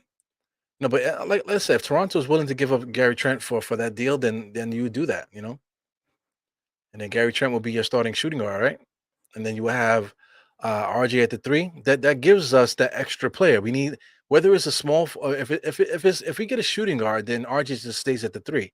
And Gary Trent is a guy that could score double figures in this league. He can actually score 15 and up. So if we get him and he's able to score 15 and up and help the team, that's great. So I feel like the halftime was pretty short too. So I don't know if I'm releasing endorphins because I was having such a bad day that I'm talking Knicks and talking with you guys that this time is flying, man. I'm like enjoying myself. Patrick Williams with a nice pump fake there. He probably should have dribbled once and pulled up. That's like the lost art in the NBA right now. Here goes RJ dribbling, goes across the lane, kicks it back out to Julius, and Julius gives it to Brunson, and he knocks that down. Wow, man. So I mean, the Knicks are very confident in their offense. We're getting shots that we want. We're getting shots that we want on defense. We're being physical. Closing the door on guys. Here goes Zach Levine going inside. They close the door on him. Good defense there by RG and Grimes. They're closing that door. Here goes Vucevic. Grimes is doing a good job. Keeping that door closed there too. Julius Randle did not do his job on his side there. But these guys are 20-point a game scorers, so they're gonna score anyway. We're not gonna blank teams. You know what I'm trying to say? Yeah, peace, Shaw. So he goes Brunson, goes around Mitch Robinson screen. Mitch Robinson just trots down on the inside. Oh man, I was ready to cheer RJ, man, because I like that move. Nice little spin move in the paint there with a left-handed shot, but he still can't finish those plays. He's getting the shots that you want to see him get, but he just can't finish, man. He's definitely needs to that mic and drill. He needs to do the mic and drill. Google the mic and drill. RJ just needs to do the mic and drill all day, every day. You know what I'm saying? After the practice, instead of shooting threes, bro, get underneath the basket with that damn mic and drill. Here goes Brunson in and out dribble there, top of the key, waiting for Julius to come over. Julius seals out Zach Levine. Zach Levine is playing that 2022 defense there. He got him on the island. He should have just went baseline on him, but he pulls up and knocks it down. He should have went baseline on that cat and dunked on him with his 2022 defense. Mouth is dry as a fuck. Uh, I don't know what's going on here. Miscommunication on the Knicks defense there. So the Knicks are up by 8 right now. 9:51 in the third quarter. What's going on is that boy? I picked up the phone, looked down, and saw that I put you in TO timeout. I didn't even see what you said until after I did it. Yeah, so watch out for the moderators, man. Jarrell is a moderator. He'll block the fuck out of you. You know what I'm saying? I can't control the moderators. You know what I'm saying? Oh, here goes State. What's good, my man? State. And so State, man, we gotta get another episode. Everybody enjoyed the last one. I enjoyed it too. I actually watched it. I watched that episode a couple times actually. And a couple of my coworkers, not for nothing, they said that they watched it too. They thought it was dope. You know what I'm saying? Good conversation there.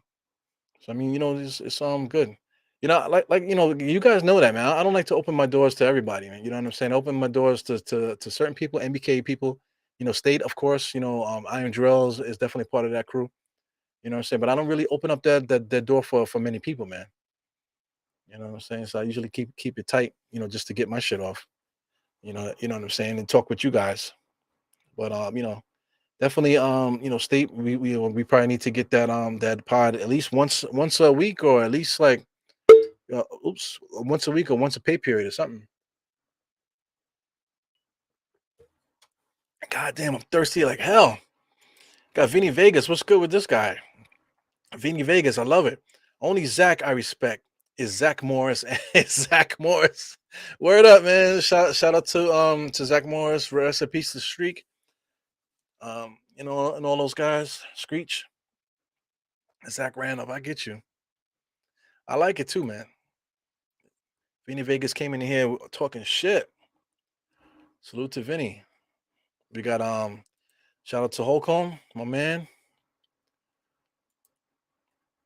Let me see here. No little chance, no chances is crazy. It's his third season. Oh, I got you. I got you. See if I can catch up with this chat, man. You guys are chatting like crazy. Got my man Kevin Taylor, the comment king, Mr. Taylor. Taylor, I saw your comments, man. I haven't had a chance to really mess with the comments recently, man. I know it's just on my phone. The comments are literally, I look. This is my phone, and I literally answer the comments on this phone. But I haven't really had a chance to really get with it, man. It's been, since I've been back to work. You guys know I broke my toe and stuff like that, and I broke it twice. You know what I'm saying? I've been back to work now. This is like I'm going on my maybe like a second week straight. I'm trying to keep going to work. I'm trying not to call out. Thank God my kids haven't been sick too, because that's another factor as well. But man, work is kicking my ass, man. It's cooking me. Like literally today, I got in at like 6:20. Excuse me, 7:25. I got in. Knicks game started at 7:30, right? Thank God it started late. But I'm just walking in the door at 6:25 today, man. It was just a very rough day, man. Overall, just rough. So Obi Toppin did something to his foot. He has like a problem with his foot. So he's definitely in the boot. Actually not a problem. He actually broke his foot. Just to tell you, he broke his foot, so he'll be out for a little while. They said too, not his foot, his what do you call it, fibia. Actually, he fractured his fibia. You know what I'm saying? So he'll be out for a while, man. So I mean, just because of that, he won't. We can't trade him because he's hurt. So that's another factor as well. But 2000. December 15th is tomorrow. So that's the time that most of these players that were signed in the summer could be traded. So it'll be interesting to see what happens with that, because Obi can't be traded right now until he's healthy to come back. Once he's healthy enough to come back, then other teams have to look at the medical reports and stuff like that and agree to that stuff. So Obi Toppin might just be here for a little while, just for the simple fact that we can't trade him. Wow, Caruso is a really good basketball player, man. Not enough is said about him. Here goes Zach Levine, got a little tickle in his balls there because he finally got up to get a dunk there. So yeah, it hasn't really done much. 69-65. Let's get into this basketball game. It seemed like Chicago's starting to make a little run here in the third. Julius double pump there. Good defense by Zach, but they call a foul. I think they call a foul on the ground, but he probably still will get free throws at this point. Let me see. We'll see. So this is Zach Levine finally getting off his nut here. Even though he has scored, but I mean him finally getting up there to touch the rim in his game. So that's very dangerous. That's one of those guys that all he does is he needs to see a couple shots go in, get a little tingle in his butt one or two times, and then all of a sudden he's gonna start playing well. Keith Randall getting caught.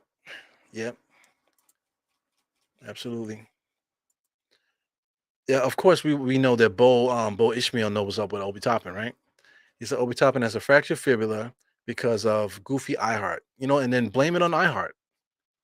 He did. iHeart was a part of that, but that's another thing. Just blame other players for another player's misfortunes. You know what I'm saying? It is what it is. It is what it's gonna be. It is what it's gonna be. 71-65. I got 8 minutes and 48 seconds in this game. It goes DeRozan.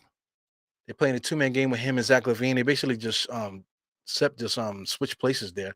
Zach Levine just pulls up a shot and he misses it. So he's not really playing good, man. You could just see that he's like out of it. Definitely an off year for him, even though he's scoring 20 something. Just like Julius had his off year. Zach Levine has had some great years the last couple years, man. So now he has his chance to have his off year. Somebody like him, man, with the injuries and stuff like that, he might be falling off, maybe. It's possible. Because Julius driving right, pulls up. Oh man, knocks that down. So that's something new for Julius, man. Him doing that sidestep and pull up jump shot. I don't like it, but he's been knocking it down. He goes Caruso, kicks it back out to that's DeRozan. DeRozan gets to the foul line, and he's been shooting that foul line jump shot for a decade, man. Ugly motherfucker. Looks like a what do you call a extra on the Avatar movie. Just paint DeRozan's skin blue, man. That motherfucker look just like an Avatar. He goes RJ. RJ think he's back to playing. This looks like what do you call preseason RJ out there shooting threes and hitting timely baskets. Very good. Very good. 76 to 67. Timely buckets by RJ today. Key buckets, I gotta say. Knocking him down, confidence. He's definitely got a different swag out there. Not for nothing. He's been moving well this on this game. Usually RJ takes a lot of extra little baby steps throughout the game, which like why is his legs moving so much and he's not going anywhere? But RJ looks like he's running like a grown man today. Shout out to that jersey. I think I might cop that jersey, man. The navy blue with the orange. I think I might cop that. Put it next to this one. Here goes DeRozan. DeRozan gives it back to Zach LaVine, back to Vucevic there. So they're playing a three-man game there, looking for each other. Zach LaVine pulls up for three, knocks it down. So you keep fooling around with these guys, man. The Bulls, like I said, these scorers here, all they got to do is get warmed up. DeRozan has been cooking a little bit. Now Zach LaVine is starting to find his shot. You know what I'm saying? His eyes are starting to get down squinty, so that's dangerous for the Knicks. As Brunson fakes there, oh, he pulls up on Caruso. Oh man, right in the front of the rim. Here goes a fast break opportunity. Good point guard Caruso, man, does a good job there surveying the field. Gives it to Vucevic. Pulled up three. Ooh, he misses that one. RJ with the rebound. Here comes the Knicks up the court. The two forwards are dictating the offense while the point guards are in the corners there. So they call an offensive foul there.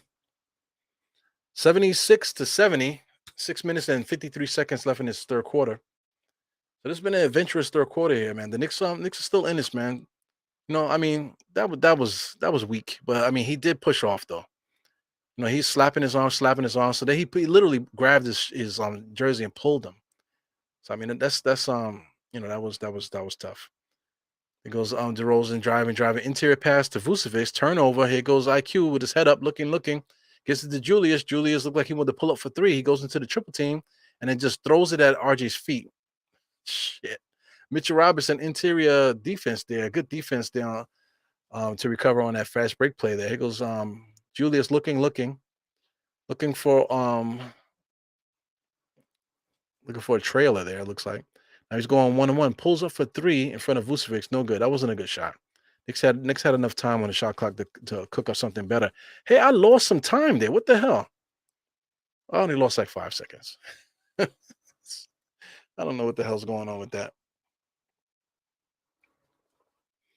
Yeah, man. So Bo Ishmael, tell the truth, man. Are you Obi Toppin's cousin? Because I see Bo Ishmael, Obi Toppin, Obadiah's Toppin, and your name is Bo Ishmael. You know what I'm saying? Is your first name Bohemian or something like that?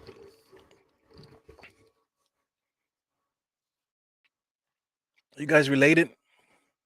Is that your cousin?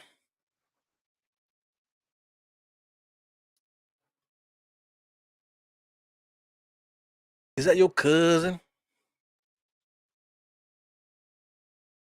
Yeah, stop talking about Obi with his goofy ass. All right, Ishmael. Okay. Back to the game. Obi Toppin's trash. Julius ran an interior pass to RJ, being double teamed there. Double pump. Mitch Robinson was able to get to the, and then look how he blew the layup. So what do they call? Call travel? I wish I could hear it, man. That just sucks that I have to turn the sound down. Sucks. Mitchell Robinson is trash. It was a good recovery though. Nice recovery for him underneath the basket. Bad shot for RJ. RJ just tried to get it up, but Mitchell Robinson was able to get it. So, did they call it travel or a shot clock violation? Anyway, I missed it. Zach LaVine with the ball being guarded by RJ. Here comes the pick for Vucevic around the pick. Zach LaVine almost got it stolen, and he just pulls up. Uh-oh. Oh, who's this? Green with the rebound. Brunson did a good job getting the rebound out of his hands, but foul on that. Here we go. He's like Javonte Green is going to shoot some free throws. Javonte Green looks like he grew up right down the block from the United Center there. He looked like a Chicago dude. Here we go. 76 to 73. 5 minutes and 22 seconds. I feel like the last 2 minutes of this game has been like the longest of this entire game here so far. It's definitely the I don't say the momentum, but definitely the energy is definitely changing the game. This is definitely a key point in the game where something is shifting. Definitely something is shifting out there. So hopefully the Knicks can hold on to this lead, and we can start this fourth quarter with the upper hand. Ball don't lie. Javante Green misses both free throws, didn't he? Misses one or something like that. Here goes Brunson pushing the ball up the court, gives it up to IQ. IQ's looking. He's blind in both eyes. No peripheral vision. Finds Brunson. Brunson is looking around, gives it back to IQ. IQ fakes it. Stutter dribble. Interior. Kicks back out to RJ. 3 seconds on the shot clock. RJ on the inside. Spin move. I like that. He misses it. Did they call travel? These referees suck. These referees suck. Ay, ay, ay, ay, ay. Ay, ay, ay, ay, ay. Score 76-75, man. Spoiler alert. So that means Chicago's going to score down in this end. Very dangerous territory for the Knicks, man. We definitely have to start cleaning this offense up. We haven't really been scoring the last few minutes. That's why these minutes seem like we're dragging our fingers on the chalkboard, man. Here goes Vucevic, nice, simple, big man, turnaround, drop step, layup. Easy. Very easy. Brunson taking his sweet ass time getting across the timeline, being guarded by Javante Green all the way to the basket, man. Throws it up. What did they call? They call something. I mean, these referees are calling garbage, man. I need to know what the hell they're calling here. What would be a nice evolution to the game, for like them to actually put the call on the screen. Football does a great job putting the lines out there for the first down and that type of thing. It will be nice if they put the name of the call on the screen when it happens. You know, I'm surprised they haven't done that, yet because of like the hearing impaired and stuff. The hearing impaired, you got closed captioning and stuff like that. But sometimes just having it lit on the screen will be good enough. 76-77. So the Chicago Bulls finally take the lead, man. Sheesh. Knicks are up 28-20 in rebounding. So this is the third quarter of death. Third quarter of deaths officially 12 points to 22 points. So the Knicks survived that third quarter. But we got to get back to business, man. Fourth quarter, get back to playing the bully style of basketball, get back to playing defense, move the ball, and things of that nature. And we should be able to beat these guys. But like I said, right now we gave these guys a little bit of confidence now. So 22 points to 12. That defense on the Bulls side, it wasn't really defense. It was more the Knicks couldn't get no shots. The Knicks weren't doing a good job of getting offense going. So I mean, what's the difference between the third quarter and the first quarter and the second quarter? You know what I'm saying? Knicks got to figure it out, man. Shout out to you guys, man. I got this light on the side here. I think I got it too bright. Turn it down a little bit. Yeah, I think that might be the sweet spot there. You can see the twinkle in my eyes and tings them. So I got the Knicks roundup here. Nobody told me I had the Knicks roundup there. Got to change that. What are we doing? We're doing this, right? We're not doing the roundup. Shout out to the Knicks roundup. Shout out to Rafael Diaz. We did not do one yesterday because I didn't get home until just before Steph's show. Steph went on at 9. I had came in just in time to do the show, so that's why we didn't do the Knicks roundup on Tuesday. We got to figure out what we're gonna do with that, man. Because I mean, I'm trying to give Raf Diaz the opportunity to just we just rock out with a show together. It will be cool. But I mean, I think that Ralph still needs a little bit more seasoning. Just if I can quote Mr. Freezy, man, a little bit more seasoning, and then Ralph could be a co-host on a show. You know what I'm saying? He could be maybe get him on a panel, but I don't know about co-hosting, man. You know what I'm saying? It's like pulling teeth for that motherfucker sometimes. But meanwhile, he's spitting like he's like rapping like Eminem once the camera's off. So it's like he's got to find that sweet spot. So we'll see. Tuesday we might have a little. We might spice it up and maybe add somebody else to the stream, just to give a different voice up on this to continue the conversation. Whatever, we'll see. So tune in for Tuesday. Tuesday we're still doing like the Knicks like I said, Knicks roundup. With me, Raf Diaz, and possibly somebody else. So we'll see. We'll see how that goes. Shout out, like I said, once again, shout out to State too. So, we got to get that dire state of mind thing going. That would be dope to do. And anything else too, man. For those that enjoy to watch this recap, I mean not this recap, this watch along, this play by play stuff that I do here. What else would you like to see me do on this channel? Because I mean, it's I've been having a hard time, like I said, with the job and stuff like that, getting back to work and having my energy and learning how to walk again. It's been a crazy experience then. Since I've been back to work. So if there's like anything that you guys would like me to start doing, just let me know. Like I said, I was trying to get to that earlier on, man. But like I said, I don't really open the doors here to the channel to too many people. You know what I'm saying? So I mean, but it's what you guys would like to see. You know what I'm saying? If you want me to contact somebody or whatever to get them on the show, let me know.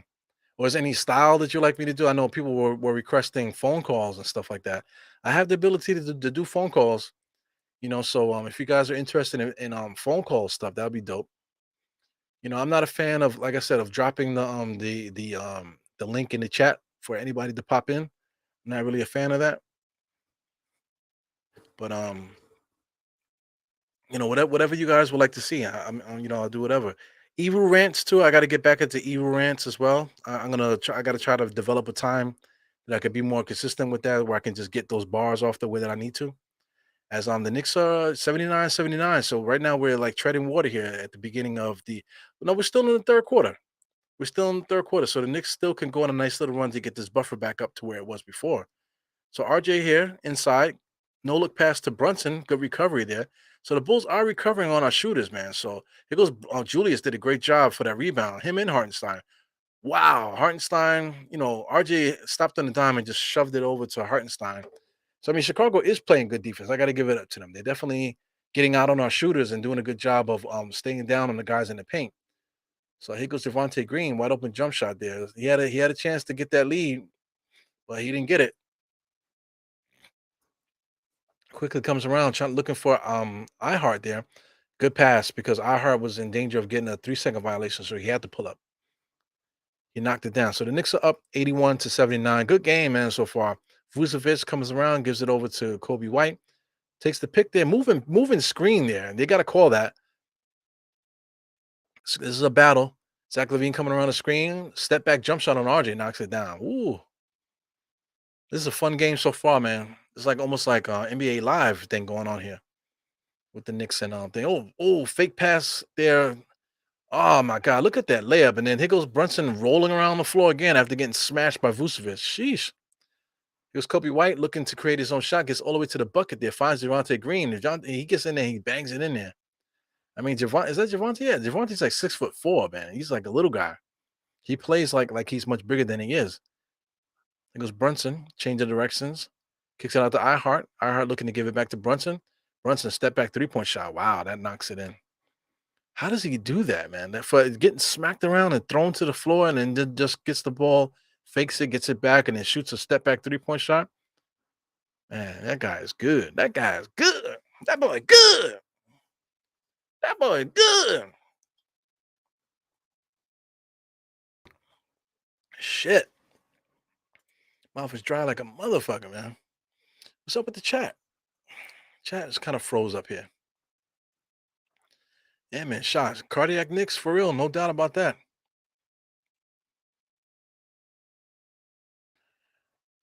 Cormega. Shout out to Cormega. Not I say the real Cormega, but like the Queensbury's Cormega is actually on Math Hoffa right now. They're starting to drop clips of Cormega and stuff. There's something I want to mention too, man. Like Cormega says some shit like they asked him, so like how come you didn't pop? Because he was saying that he made a comment that selling drugs was easier than rap music.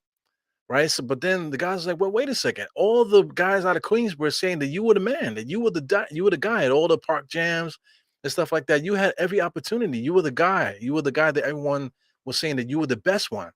Right. So, so they asked him what happened. And he said that he got locked up.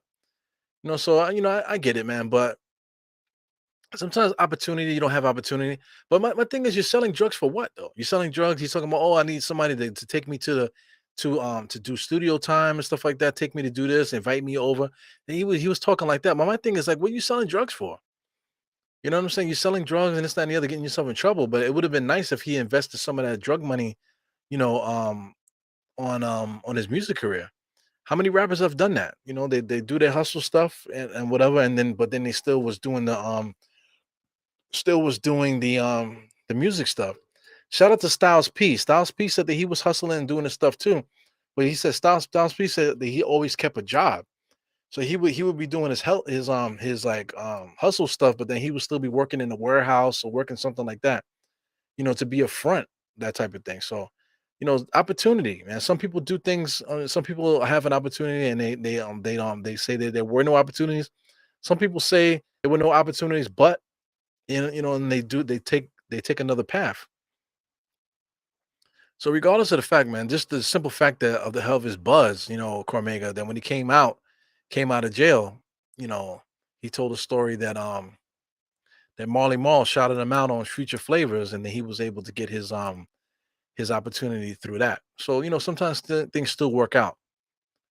Yeah, man. But just the excuse of like, oh, I have no opportunities and I needed somebody to take me and this other stuff, you know, or nobody invited me to come to the studio.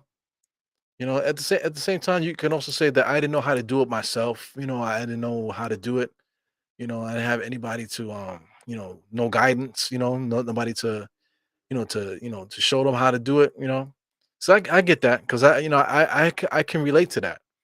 I don't know anybody that knew how to do something, so then I didn't know how I didn't do it because it would have been nice to have that mentor. Everybody needs a mentor. Wow, crazy shot by Julius. He just got the ball spun around and shot it. But that was the end of the third quarter. So that's very important, man. Mentorship, just being like a young person. If you have a young person, you got a young person's ear, man. If they're interested in stuff, please don't like not encourage them on something that they enjoy. Don't the last thing you do to a young person and say like, "Oh, I want to do this." Ah, don't do that. Do this. Why do we want to do that for? Don't crush a young person's dreams. Say have conversations and say how you can do that. Because now, listen, as somebody like 40 something years old, like I'm doing podcasts and stuff at 40 something years old. So I mean, this is something that I enjoy to do. I enjoy doing it. I enjoy talking on the mic and stuff. You know what I'm saying? So like this is something that maybe I could have done when I was younger, but I just never thought about it. Or if I did do it, did think about it, I'm quite sure that somebody shot it out my brain. You know what I'm saying? Oh, you need to become a lawyer, you need to become a doctor, engineer, be a computer science major, whatever the fuck, get into coding or whatever the hell. But you have to find your own path in life. And like I said, as an elder, like I said, I'm older now, man. So if I have a young person's ear, the thing is, I said, listen, if you like to draw, if you like music, if you like trains, if you like whatever, you encourage somebody to do what they need to do. Not everybody's equipped to go down the same path. The typical cliche path of, oh, go to college and this, that, and the other. Maybe that's not for everybody. There's so many different ways to do things in this earth, man. As an older person, we know that. So to tell a young person to do something that you never did, or to do something that that's not as easy as you're making it out to be, you know what I'm saying? It's like that's very unfair for you to do that as an older person, man. So young people definitely need some mentorship out there. In hip hop, I wish there was a lot more mentorship. Basketball wise too, I wish there was a lot more mentorship. Shout out to Clyde. He's always complaining that nobody ever asks him anything. But at the same time, has Clyde ever popped up and volunteered his time? That's another thing too. It's a lot of stuff with that. So I'm just giving up my little 2 cents here, because it's not always about basketball. 92 to 88, man. Knicks are up. Knicks are up, man. So we were up by as much as 9. We up as much as 14 in some points of the game. But the 9-point lead was nice. Now we're back up to what is this, 4, right? So 4 is decent. You're talking about a 2 possession game, 2 possession game. But it is what it is there. Back to the fourth quarter. The fourth quarter is the Rosen time. Fourth quarter is Zach Levine time. So Brunson, we know what he can do in the clutch situations. Julius Randle, somebody that can do something. RJ2 has somewhat of a clutch gene as well. So it's very interesting to see what's going to happen here. There's going to be a lot of drama. Hopefully, it doesn't get to that. Hopefully, the Knicks start to close the door on these Chicago Bulls like we did in the first half. But not for nothing, these guys have been hitting some perimeter shots, man. That's why that they've came back a little bit because we shut the door on the on the paint. Now we have to get back on these shooters, man. 'Cause that's how we lose games by not coming back on these shooters. So my man Deuce McBride, I was getting on him about his green hair because he had his green hair since Halloween, and here it is going on December, and the freaking guy still had the green in his hair, and his hair looked like a Brillo pad. Now it looks like he looks like Shaka Khan now. He got the lavender, like he got lavender in his hair. His hair looks super soft and blowing in the wind. You know what I'm saying? As Deuce McBride got the ball there, takes a pick from Jericho, got right into a double team though. Back to RJ. RJ's dribbling. On the always gets into the paint, but doesn't do shit with it. RJ can get to the paint anytime he wants to, man, but can't do shit with it. Now here goes DeRozan. DeRozan, two dribbles, three dribbles, four dribbles into the paint, pulls up. You know, that's his shot there. He missed it, but he called a foul. But DeRozan knows how to get into his spots and take the shots that he wants to get. RJ knows how to get to the spots, but then doesn't know how to get a shot when he gets there. DeRozan knows exactly what he's going to do. He's going to make that spin move and then just pull up. That's what he does. He's been doing that for years. So this guy has definitely had to figure it out. Shout out to Allen Houston there. Allen Houston is there looking like he's looking old now. He's starting to look a little bit old. Always looks in shape, but he has that weird mustache thing going on there with the salt and pepper. So he's been actually they've actually been traveling together. He was in Charlotte. Shout out to them in Charlotte. So Allen Houston's definitely been following these guys. So I don't know what's going on. As a team, the front office is watching these guys like a hawk. So maybe they're out doing their thing, their due diligence, meeting up with team officials, meeting up with agents and stuff like that. Traveling with the team, being aggressive as they said they were going to do. So maybe that's what they're doing. Following the team and just being aggressive, doing their thing, watching the team, watching what's happening. Making their assessments, on the go rather than waiting for someone to report to them. These guys are showing up to arenas and stuff. So for those people that say that they want to hear something from the front office is right there watching the game with us. That's a great sign. Them being there at the game. That's a great sign there. You know, and they're literally at every game. All of them. The freaking Scott Perry, Worldwide West, Leon Rose, and like I said, Allen Houston. Allen Houston's with them too. So that's some dope. That's a great sign for our franchise that our leadership is there like that. Elias Daly, these refs have been calling bullshit calls all game, man. Nothing you could do about that. That's one thing. I really don't want to get into arguing about refs.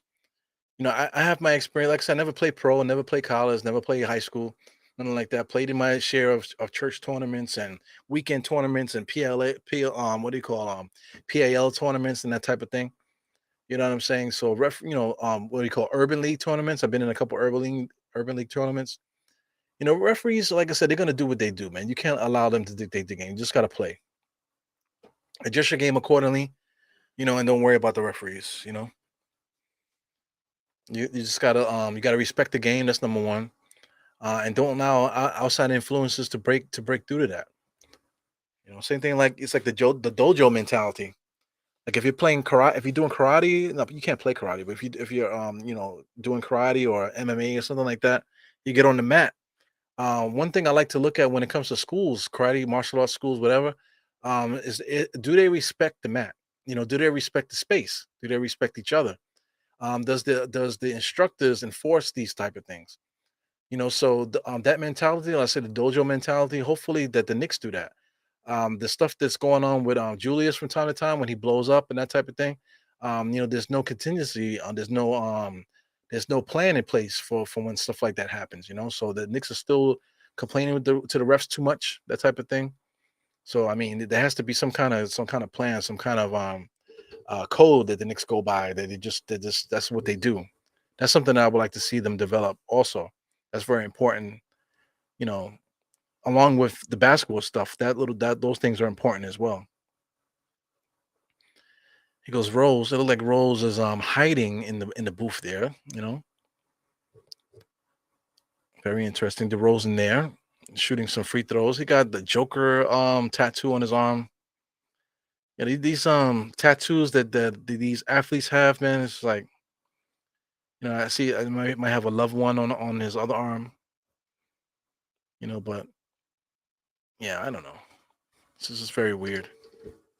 I never understood the tattoo culture. I almost got a tattoo a couple times. I have none. I have no tattoos. I never really could get the tattoo thing, especially people that got all like full sleeves now with a bunch of garbage on their arm. IQ interior pass. He tried to give it out to. He thought about giving it to Jericho, but then he tried to shovel it out to Deuce. Uh, Good defense there by the Knicks. There, they did not call a foul. Kobe White. DeRozan is chucking, gives it to Kobe White within rhythm, knocks it down. Sheesh. Knicks are down by one, 92-93, starting this fourth quarter on a 5-0 run. Chicago Bulls on a 5-0 run right now. RJ is able to get any shot he needs to get. All the way to the bucket, doesn't get the foul called. Now he's going to argue with the refs. But my thing is, RJ can get into the paint, but once he gets there, he doesn't do anything. Once he gets there, he doesn't do anything. Yeah, man. Shout out to RJ with his bum ass. Yeah, man. So it's RJ shooting. Hardenstein is shooting. Hardenstein is shooting his some free throws.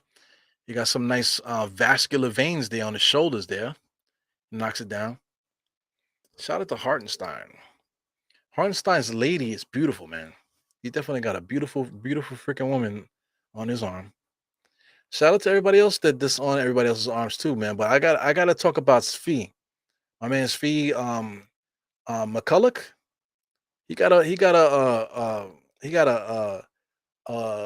How do I say it without sounding misogynist or sounding racist or anything like that, man? But he got a black woman on his arm, man.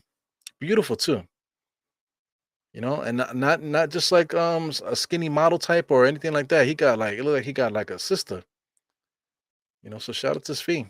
You need to get that motherfucker an opportunity out there, see what he can do. IQ being guarded by Dragic. Knicks are doing nothing right now. RJ fakes a three, gets all the way to the basket as always, but this time he was able to convert. RJ gets into the paint anytime he wants to, man. I'm telling you, that dude needs to get that mic and drill going. He needs to figure out how to finish in the paint. 95 to 93. Now it's 95-95. Spoiler alert, Knicks are coming down. We're probably going to score again. IQ is looking. IQ is always dribbling too much, man. That guy's always ends up being the point guard there. People say we need a point guard, but IQ is the guy. He's the one running the offense when Brunson is not there. Even when Brunson comes back, IQ is the point guard. It's crazy. He goes White over to Dragic, back to DeRozan back to White. Dribbling, got into a double team. Tried to throw an alley oop to Drummond. What did they call there? Did they call a foul on the Knicks? I don't know. These referees, this might be like one of the most like immature or like just like bullshit refereeing game I've seen, man. There's been some bad ones this year, but this one is like these like a bunch of juvenile refs. They calling a lot of wild stuff. Like they must have just picked up a new version of the rule book and they just reading. Hey, let's try this call. Here goes DeRozan, top of the key, being guarded by Grimes. He tells the pick to go. So DeRozan's going to get to the foul line and pull up like he always does and knocks it down. So, I mean, DeRozan knows how to spin to the foul line and pull up. Such a cheat code, man. He has a cheat code game. 97-97, 9 minutes in this game, man. Wow, man, this is a freaking good game.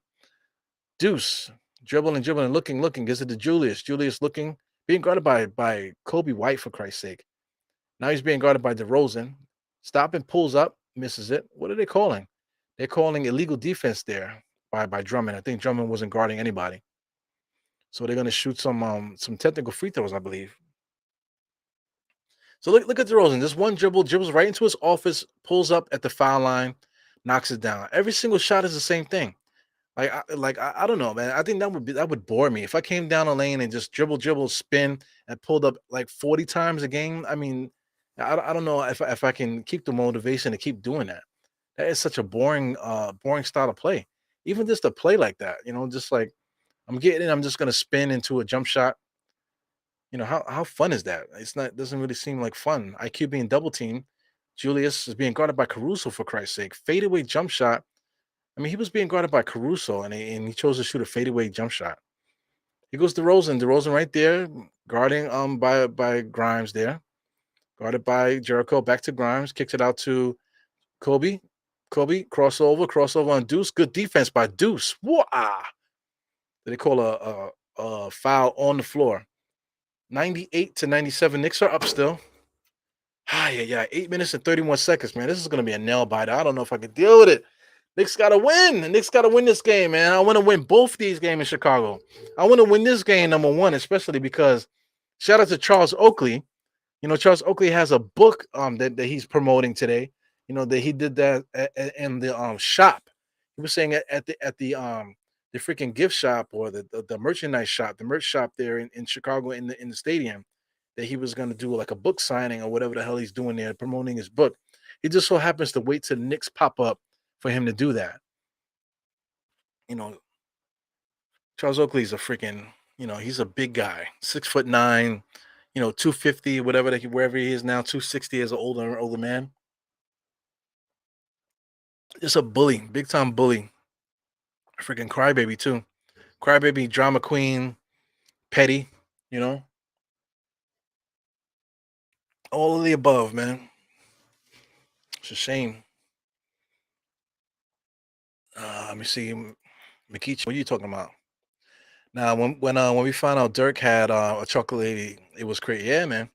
You know what was crazy with that Dirk shit, man? Remember Dirk popped up with a plate? I think he came to the game with a plate. He came to the game with a freaking plate. Food is in it, and he had a plate on top of the plate, and he was holding it like that. You know what I'm saying? So that's there it goes right there. You know what I'm saying? That I mean that is just like that just me thinking of that. I need to Google that picture. Let me see if I could Google that shit so I can put it on the screen because I mean that was like like a highlight in freaking like Black history or German history or something like that. See, Dirk Nowinski, right? Let me see plate. Let me see if it just pops up if I just say Dirk Nowinski plate. Oh man, that was so awesome. I mean, it's happened a lot too. Oh, this one got the 10 on it. Let me just share the whole thing. I'm gonna just share the whole thing. That is crazy. That was like one of the greatest scenes ever, but apparently it used to happen a lot. That's what happens, man. When you got the black family, man, she made some dinner. Look at all these plates. This one they got aluminum foil on it. You know what I'm saying? Let me see. Yeah, this one. I mean, you can't see it because I'm only sharing a tab. Yeah, but yeah, man. As you can see, man. His lady there, always walking around with plates.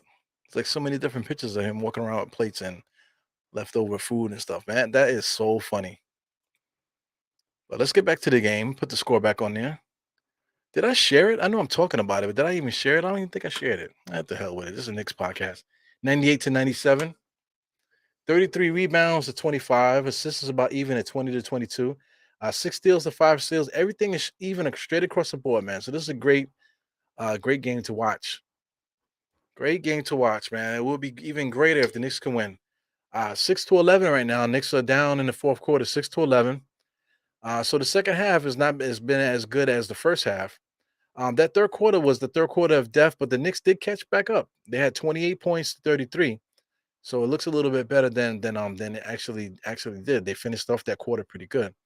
So we got 11-9 now in this quarter. Knicks are going to be up 101 to 99. So I'm a little bit behind. Like I said, I'm at the 825 mark. 825 mark. Yeah, man. So I think now I'm at the 820, 819 mark. So I'm definitely lagging and stuff. So I think I might be behind you guys like maybe almost a minute.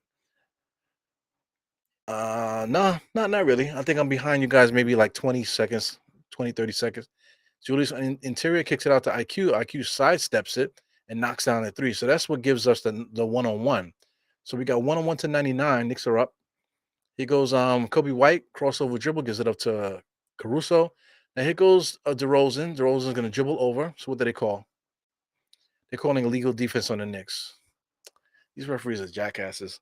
That one referee, he's actually a senior ref. It's annoying when they have these senior refs that you've been seeing for years and they still make a mistake. They still making all these like crazy calls. You would think that with the guys with the most experience that the game would be a little bit more under control and stuff, but it definitely isn't. Ah, yeah, yeah. Chicago Bulls. Caruso's gonna inbound the pass. Gives it to Zach Levine. Zach Levine top of the key being guarded by Grimes. Drives, gives it to Vucevic. Back over to Caruso. Caruso crossed over, almost knocked Deuce down. Wow. I think Deuce hit his knee on the ground. Man, this is a shootout back to back. Definitely a freaking good fight. It's like a Rocky fight. 1-on-1 to 1-on-1, 7 minutes and 30 seconds in this game. IQ at top of the key being guarded by Kobe White. Dribbling to nowhere, gives it to Julius. He's being guarded by Caruso for Christ's sake. You know, um, you know, right now he's posting, bullying his way on the inside. He should have just shot that. Back to IQ. IQ has to launch it up.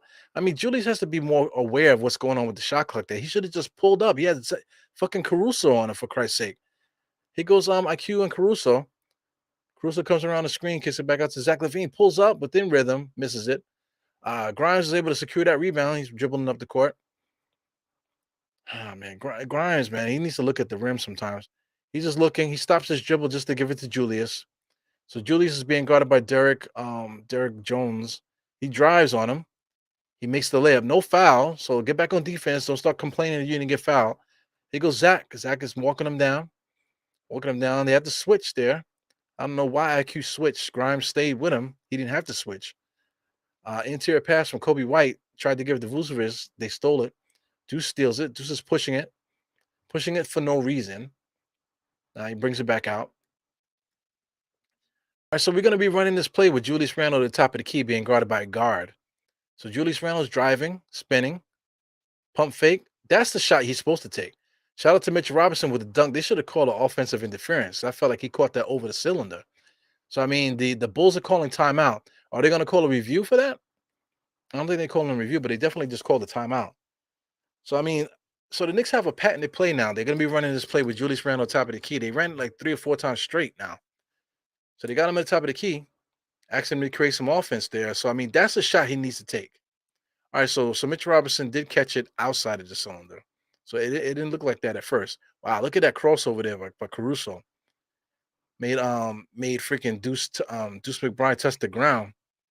Interior pass there. Good steal there by Deuce. Julius Randle and McBride, they're definitely in the mix there. Playing really good defense, man. Knicks are doing a great job of closing the door on the paint. So I mean, DeRozan has been doing a good job scoring because he's been on the top, on the top of the door. He's pulling up there at the foul line. So he's been able to get those shots there. Zach Levine has been pulling up way out, and then knocking shots down. But anything driving, the Knicks are absolutely closing the door on all drives, man. So that's what's up with the Knicks defense. We definitely got to put a lid on this perimeter stuff. Right now, it's 13-13 in the fourth quarter. Knicks are up by 4, 2-possession game. So that was a quick 20-second timeout, it looks like, because they didn't go to commercial. Trying to make sure this internet is good. Julius Randle, man. I really like that jersey, man. The navy blue with the orange, really nice. I just don't like the Jordan symbol. I just peeped the Jordan symbol. So I probably wouldn't get it just for the simple fact it has the Jordan symbol on it. You know what I'm saying? On a Knicks jersey, it just doesn't seem right. Just it's almost like a I say a lot of wild shit on this. I need to keep certain things to myself. Here's Kobe White being guarded by Brunson, looking. Comes around the screen. DeRozan's going to try to get into his office there. Gets to the foul line. Look. Attacks Mitchell Robinson and lays it up. No foul. So we got 105 to 105. Man, this is a game. This is a ball game. 5 minutes and 42 seconds on this clock here. Spoiler alert, the Knicks are about to score. Julius gets the ball. So we're going to run the same play, basically. Julius Randle's being double teamed. They just switched. I mean, this offense sucks. It goes Jalen. Yeah, Jalen traveled. Wow. Ooh. It goes RJ with a tough shot and he lays it in. RJ is able to get to the paint anytime he wants, man. Man, that is the key too. Like, that is the key too. If RJ can get those scores, man, on the inside more often, then that's exactly what we need. Zach Levine, top of the key, being guarded by Grimes. There, all the way to the bucket. Does he get the dunk? No, but he lays it in. Wow, 107 to 105. What a nail biter, man. Knicks need to freaking lock it in. Spoiler alert, Chicago's gonna score. So it looks like the Knicks might probably get a turnover in a fast break. I'm assuming. Here goes Brunson dribbling. He's being guarded by White, posting up, posting up, posting up, banging, banging. Kicks it out to Julius. Pulls up for three, no good. So Kobe White's looking.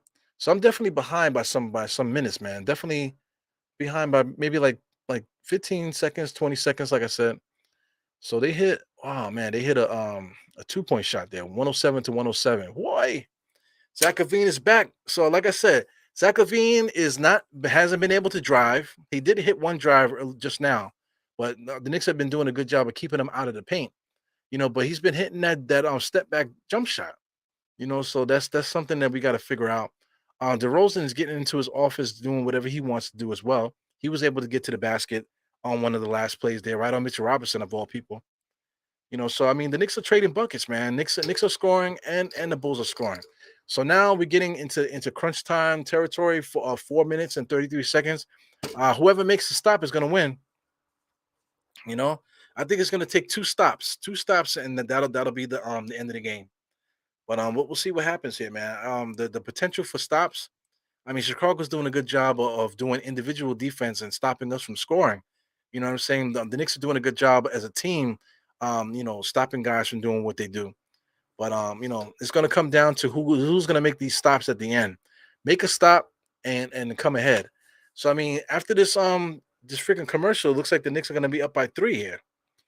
So come on, get back to the game with all these damn things here.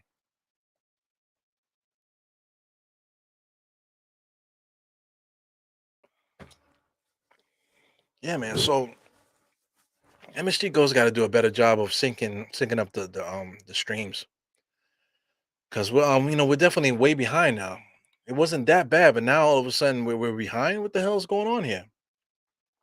So we got 3 minutes and 51 seconds on one side, but on my clock now all of a sudden I'm behind like over 30. I don't know how that happens every game. Now I'm down like 35 seconds. It wasn't like that before. So it's 110 to 107. Shout out to the Knicks. Looks like Grimes might have banged his knee. Shout out to the Bulls. Good see. There goes a stop. Knicks made a stop. Here goes RJ. Nice little in and out crossover. Kicks it out to Grimes.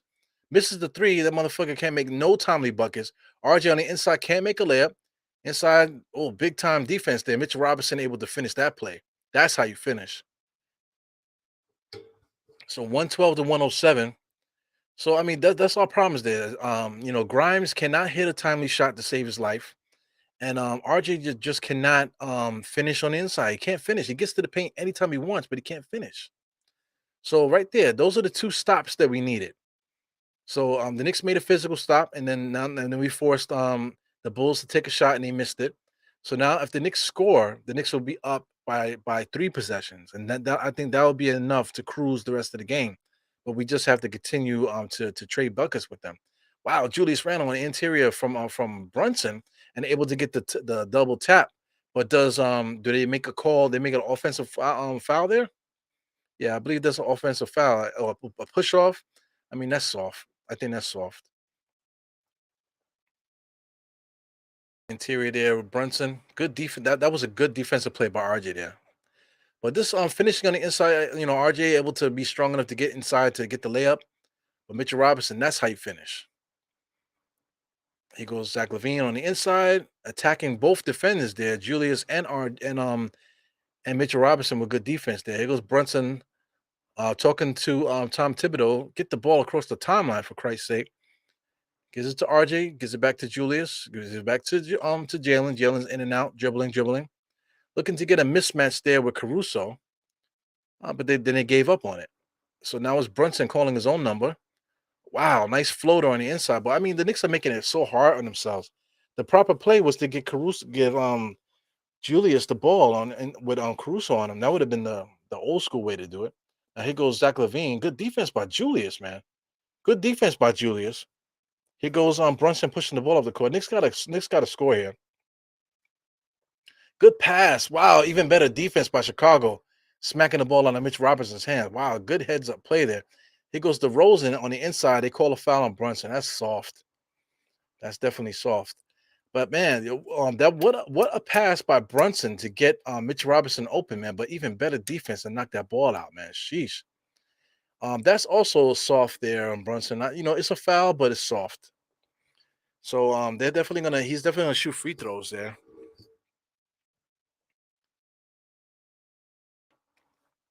So he's gotta make his free throws. He makes the first one.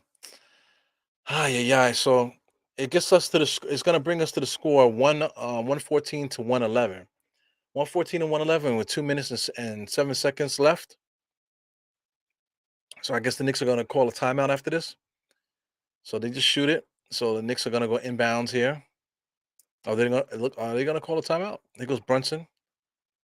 So they're gonna let it bounce. So Brunson is walking it up. Time is at 2:05. Shit, man. I'm like 30 seconds behind. It goes Brunson being guarded by Caruso. Caruso takes a pick there. Julius, they get the mismatch there. So give it to Julius with Caruso on him. Okay, so Caruso's playing good defense. And Julius is too busy trying to bump instead of scoring. So now Brunson had Patrick Williams on him. Just bad all around. Here goes RJ into the double team, back to Grimes, over to Brunson. Poor possession by the Knicks here, just not taking advantage of the mismatches. Here goes on Julius fading away there. It's a bad shot. He did hit the rim. So what did they call? They call a foul? They call a foul, and now Julius gonna shoot free throws? They're gonna shoot free throws here? I need to see. A minute and 30 seconds, man. So I'm definitely behind 30 seconds. This shit is driving me crazy. Ay, yeah. Like I said, it wasn't like that all game. For the most part, I was like right with you guys, basically like 10 seconds off, whatever. But that 10 seconds turned to 30 seconds. So somebody called a timeout. I believe the Knicks possession. So I think the Knicks are calling a timeout. So it's 114 to 111, man. Knicks are up. And hopefully we can hold on to this game and win. Ah, yeah, yeah. I'm definitely not paying attention to you guys, man. So I see a couple comments here. Let's see if I can get back up there. So not too many comments. So we were talking about Svi, man. Yeah, my man Svi. I mean, the lady that he was with looks beautiful, man. Super, like I said, I don't want to be too disrespectful. That's his lady, but I mean, she's definitely a black woman, man. She got the she got the bumps. You know what I'm trying to say? Very beautiful woman. Shout out to all of them, man. All the women in that picture are beautiful, man. But just for the culture wise too, man. It's just very, just very odd the picture. The way things are. But it's 2022. So it's not it's not the same as 1992. So McGeechan is saying they need another gambling investigation amongst the refs. I want to say the same thing too, man. There's been so many questionable calls out there. It makes you feel like something else is going on out there. Maybe DraftKings or FanDuel or something has something to do with all this stuff. Yeah, man. Shout out to Harlem CEO. What's good, my brother? Grimes limping now. Yeah, he banged his knee. You know, he banged his knee a little earlier. But he's still playing through it. But that's no excuse for him to constantly be missing shots after shot after shot. Timely buckets. Yeah, man. Lady bumps. Got the bumps. She got them bumps. You know what I'm saying? She got the lady lumps. That's what's up. 114 to 111. No disrespect. You know what I'm saying? Just making an observation. Look at Julius. He about to argue with the refs on the camera. Get out of the camera, Julius. Look at Tom Thibodeau. Back the fuck up. The reference like, yo, man, I got the yeah. I wish I heard that. I need to rewind that. But if I rewind it, it's gonna mess up my freaking place in the damn thing. That was hilarious. Julius Randle came up to the camera, and now Tom Thibodeau comes out. And he had to yell, yo, I'm on the mic. I'm on the mic. Hot mic, man. Back the fuck up. 114 and 111. 130 seconds left. Come on, man. Let's get the ball rolling here. So they're gonna tip the ball in the half court. I guess somebody challenged or something. I guess right. So now it's a dead ball. So now they have to tap it in the middle of the court. Mitchell Robinson. I don't know what's up with the tattoos. If it's sentimental, is one thing, man. But his tattoos are trash. His tattoos are trash. Like I said, they could be sentimental. I don't know what's going on. I don't know what those tattoos mean. But sheesh, sheesh. Number 34. Bad tip there. Here goes Zach Levine. Looking. Top of the key. It's only a one possession game. Knicks up by 3. Checking out the score here. Here goes DeRozan. Interior pass there. He misses it. They call a foul. That is trash. Yo, RJ says, what the fuck? That was a bad call, man. That was like a ghost foul. You want to talk about uh doing a replay. Where's the foul? Where's the foul? Maybe they called a foul while I was on the ground and gave him continuation. Where's the foul? Oh, at the end when he tapped his hand? That is soft. That is soft. So spoiler alert, I see the score 117 and 113. Damn it. I'm so behind. 53 seconds left. Ah, yeah. So I'm back. I'm like 30 seconds off, man. That shit sucks, man. So the Knicks are up, man. Knicks are up by 4. Ah, yeah. He do. He do. He looked like Gucci. He looked like Gucci Bang. Oh my God, that is hilarious, bro. He looked like Jew. He does look like Gucci. Oh my God. Shout out to Chase Boogie, man. What's good? Haven't seen Chase Boogie in a minute. What's good, my brother? It's a good 3-point shot there by Grimes. So Grimes finally got off his nut, hit a timely bucket. Good play there by DeRozan, getting all the way to the bucket, and they call a foul. So I mean, listen, man. You know, those. I mean, that is a foul. That was a foul. But I mean, the foul before it, I don't know about that. But DeRozan gets the benefit of the doubt. You see how Julius got the elbow high and stuff like that. There's no need for that. You got a little guy on you. Good shot by Grimes, man. Definitely clutch shot. Hasn't been able to hit a timely bucket hasn't hit a timely bucket in a while, and then hit the biggest bucket of the night there by Grimes. So RJ fouled out. You know, definitely playing tough defense on one of the better free throw getters in the league. So it's like an uphill battle with him. Does he have jam in his hair? What the hell does DeRozan have in his hair, man? Holding them braids together, look like he got jam in his hair. They put jam on it when he braided his hair. It's crazy. For those who don't know what jam is like a gel that they used to wear back in the 90s and early 2000s. I don't know if they still use that. Here goes Brunson dribbling up the court, toting the line there with that 7-second violation, 8-second violation, whatever it is. Here goes in and out, crossover for Caruso. Takes a pick from Julius, dribbling around. Almost got the ball stolen. Julius Randle on the interior there. Gets blocked. Bad possession there by the Knicks. Here comes Chicago Bulls. Fast break. DeRozan right over the top. Shit. Tie game. 24 seconds left. Bad possession there. Bad offensive possession by the Knicks. Oh, my God. That wasn't the right time for that. So I mean, like the Knicks have a play where they had Julius Randle receiving the ball there at the free throw line, but they wasted so much time doing the 2-man game with Brunson dribbling around. You know what I'm saying? It gave the Bulls a chance to get in the mix there. But Julius Randle driving to the basket, you know, hard like that, driving hard to the basket, all the way like that, and just smashing in there and throwing the shot up is not the right shot, man. That is not the right way to go. You know, I mean, it would be nice if get that camera out of DeRozan's face. That's an ugly motherfucker, bro. But Julius Randle, man, if he would have maybe instead of driving so hard all the way to the bucket, what's wrong with just pulling up halfway and then getting a good shot? Why does he have to battering ram himself all the way in underneath the basket? What shot did he think he was going to get by doing that? He's thinking that he's going to get the foul automatically if he does that.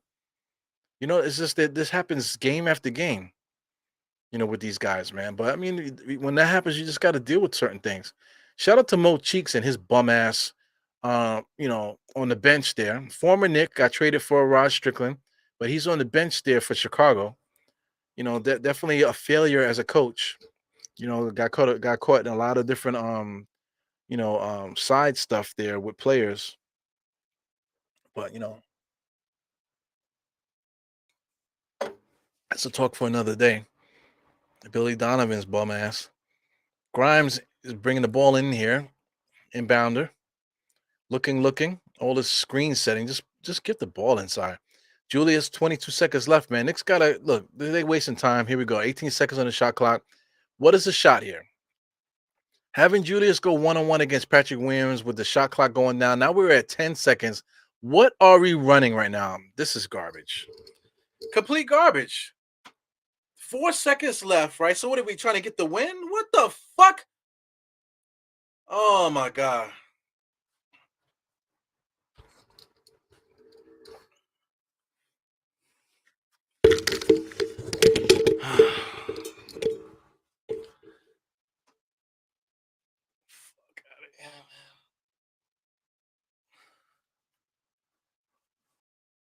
Fucking just turn the lights off, right? Fuck it.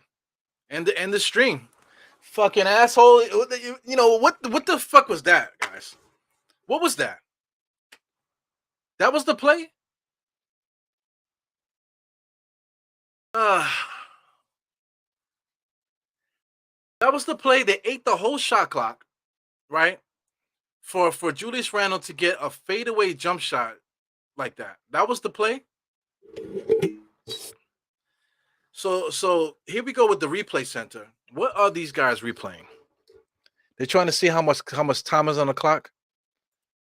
Oh yeah, yeah. What a bad shot that was, man. So if anything, there is no time on the clock.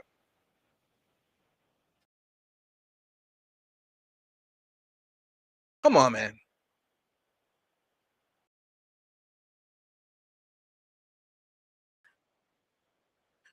Come on, man. Listen, the shot was up, right? The shot was up already.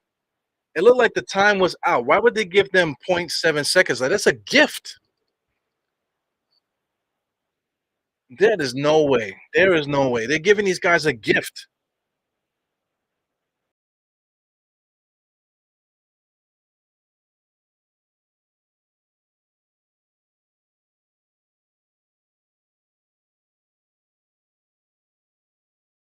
Oh, so they're calling a 24-second violation?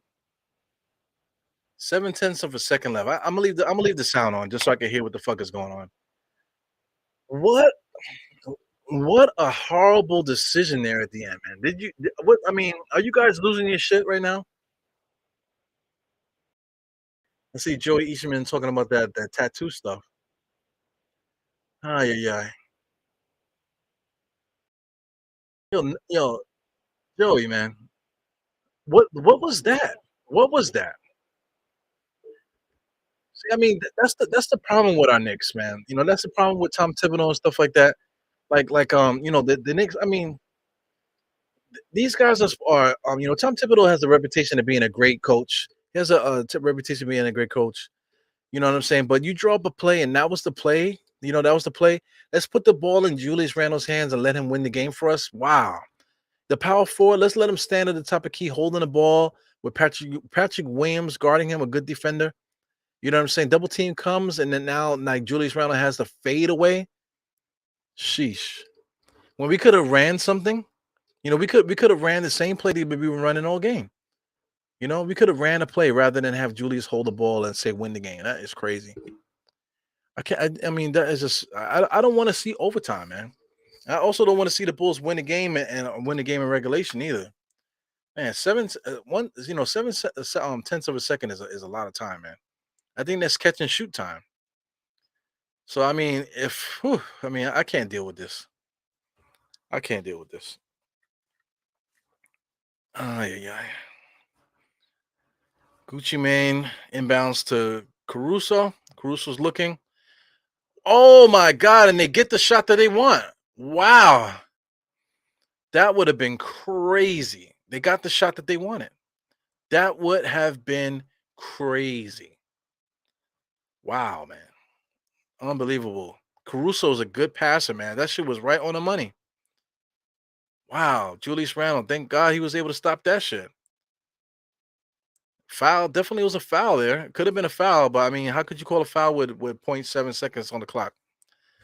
Wow. So here we go in overtime that I did not want to deal with overtime right now. It's 10 what is it?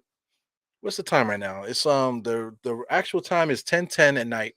I was hoping I can get an early sleep today, man. I was hoping I can get into bed by 10:30 at least. You know what I'm saying? But it doesn't look like that's gonna happen tonight. Harlem CEO, man. There you go, Grimes with a clutch shot. That was a clutch shot a little earlier. I gotta catch up with these comments, man. But listen, this is absolute crazy, man. Craziness. There's no fucking way that that was the end of the fourth quarter there. Ah, yeah, yeah. Look at Mike. Look at my man uh Ice Mike 6969. Thanks for popping in. We hope they lose. Hey, come on, man. We don't need that juju. We don't need that juju. We already got some bad juju. We don't need more bad juju. Yeah, man. But that was crazy, man. I mean, that took the wind out of my sails. Like after watching a game like that, I'm talking about it's like a freaking Rocky match. It's like Apollo Creed versus Rocky, back and forth. You know what I'm saying? We got to make stops and this, that, and the other. And then when it comes down to it in the fourth quarter, where there was an eternity on the court, they said the game plan is to run out the clock, let the clock run out, and then let Julius Randle pull up a shot. No screen. They didn't set a screen or nothing. They didn't run no play. They just said Julius Randle here, just dribble it out and do something. Oh man, it's just shit, man. It's like no excuse for that. It's like I'm like speechless. It's like no excuse for that. No, absolutely no excuse for that. Yo, the Knicks are dominating rebounding wise today. 40 according to this stat here I'm looking on the screen. 42 rebounds to 30. Assists are about even, 24 to 25, 7 steals to 5. The Chicago Bulls today is shooting 58% from the field, man. So they're getting whatever they want here in the second half. Knicks are shooting 50% from the three-point line, which is interesting. 36 for the Bulls. Ah man, I am deflated. What a bad decision. And Pat Williams is guarding Julius. So that mean, that's a good perimeter defender. The guy contested the shot perfectly. That was just so stupid, man. It was just a freaking waste. It's like doing all that work and playing such good basketball all game, playing so hard just to piss it away in the freaking last possession. Oh yeah, yeah, unbelievable. So we're gonna start this overtime with IQ. We got Mitch, we got Julius, we got Brunson and Grimes. So RJ's out of it because he got fouled out. Having the task of guarding DeRozan. It's hard to do. So here goes Grimes. Julius Randle doesn't know what to do here. Double team there. Just erratic. Julius Randle erratic. He's complaining with Grimes and stuff, but listen, man, he got Patrick Williams on it. The idea of having Patrick Williams, which is the perfect defender for Julius Randle, matching him physically. You know what I'm saying? It's just not the right play, man. Here goes DeRozan, comes down, foul line, jump shot. That is the right shot. Come down there, take the same shot you've been taking for the last 15 years that he's been in the NBA, freaking DeRozan. Come right there, pull up at the free throw line. That's the right shot to take. Not going one on one against Patrick Williams, for Christ's sake. Look, they still going to it. So now listen, Brunson is being guarded by Patrick Williams now, right? So give the ball to Julius. I mean, the Knicks are working way too hard. Brunson had to score just now on Patrick Williams again. You know what I'm saying? So I mean, that just wasn't the right play. Give the ball to Julius and let him easily turn around and just shoot over you know Caruso. Here goes DeRozan again, the same spin move. How many times has he done that in this game? Comes in, spins on the inside, and shoots it. How many times has he done that in his career? Bread and butter. But meanwhile, here the Knicks playing hot potato. Brunson drives on Caruso. Fadeaway jump shot is just not the right shot. It's just not the right shot. Here goes Zach LaVine. So Zach LaVine is gonna do something here. He's probably gonna look to pull up here. Takes a pick from Vucevic. Cross court there. He travels. Yes, that was definitely a travel. So Zach LaVine definitely he's just definitely off, man. He doesn't look like the same Zach LaVine, shown before. So I'm definitely gonna take my foot off of the pedal when it comes to trading for Zach LaVine. I'm definitely gonna take my foot off that pedal. Today, Zach LaVine, he does have 24 points, man. But like I said, I can't remember half of the points that he scored. It goes Brunson. Brunson going one-on-one against Caruso, which is just isn't the right move. Up and under move there. Thank God he got called for a foul. Good defense by Caruso. Definitely good defense by Caruso, man. But you see him not arguing, not. He's disappointed, but he said, "Listen, okay, good call, whatever. Just eat that. Nothing you could do. You did hit him across the arm, so you can't really complain too much. So I mean, Knicks shooting free throws, 121 to 119. Oh my God, I really want to win this game. I do not want to lose this game. After all this hard work that we really played well in that first half. We almost gave up the third quarter of death, but we came back. Was able to clean it up to get 28 to 33.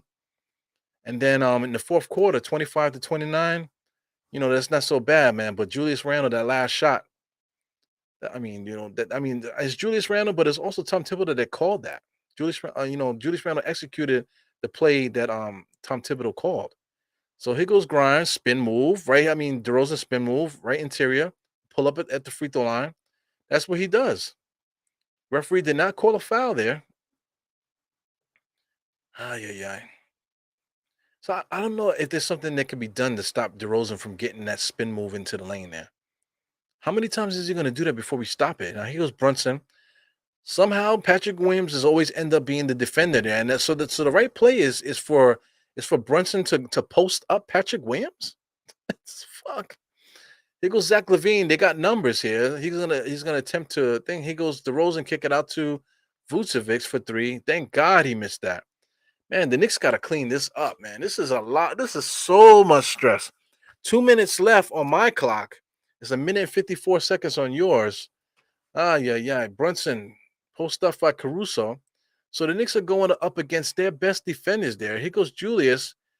Push Caruso out, and then he turns in, the dribble, and then he turns in to go underneath the basket. What happened to just pulling up right there? Man, I wish I could have a conversation with these guys, man. Good seal out there, good seal out, but there was no reason for him to spin and turn underneath the basket because that's too deep. What was the reason? He pushed Caruso out of the way just so he can get the ball and pivot and then put the ball right into Vucevic's hand. So we're getting free throws here. So Judas got to knock his free throws down, bro. So the first free throw is coming up here. You got 1 minute and 54 seconds on my clock. Spoiler alert, he's only gonna make one. So we got about 20 seconds off the clock here. I'm looking at 122 to 119. All right, so he misses the first one. It looks like he missed the first one. He's gonna make the second one. A minute and 18 seconds left. I see 122 to 119 still. The Knicks are still up. That's only a 3-pointer, one possession game. So I'm nervous, man. I'm shaking in my boots here. I'm still looking at these guys shoot free throws while I'm watching the time go off on the side there. 122 to 119 right now. Oh my God, I'm gonna have a heart attack. So my mouth is really dry. I don't know what's going on here. Maybe I need to go take some more medicine. Like I said, I've been fighting a cold for like the last 3 weeks, man. Shit. Like I said, it's been very rough, man. Coming back to work and stuff. I'm looking at Vucevic posting up Mitch Robinson here. So he good moves there, good moves, but good, even better defense by Mitch Robinson. A lot of physicality there. Mitch Robinson touching Vucevic a lot. So they didn't make that call. If they did call it, I wouldn't be mad because Mitch Robinson was very physical just now. So, spoiler alert, the Knicks are going to go up by two here. Here goes Brunson with the shot.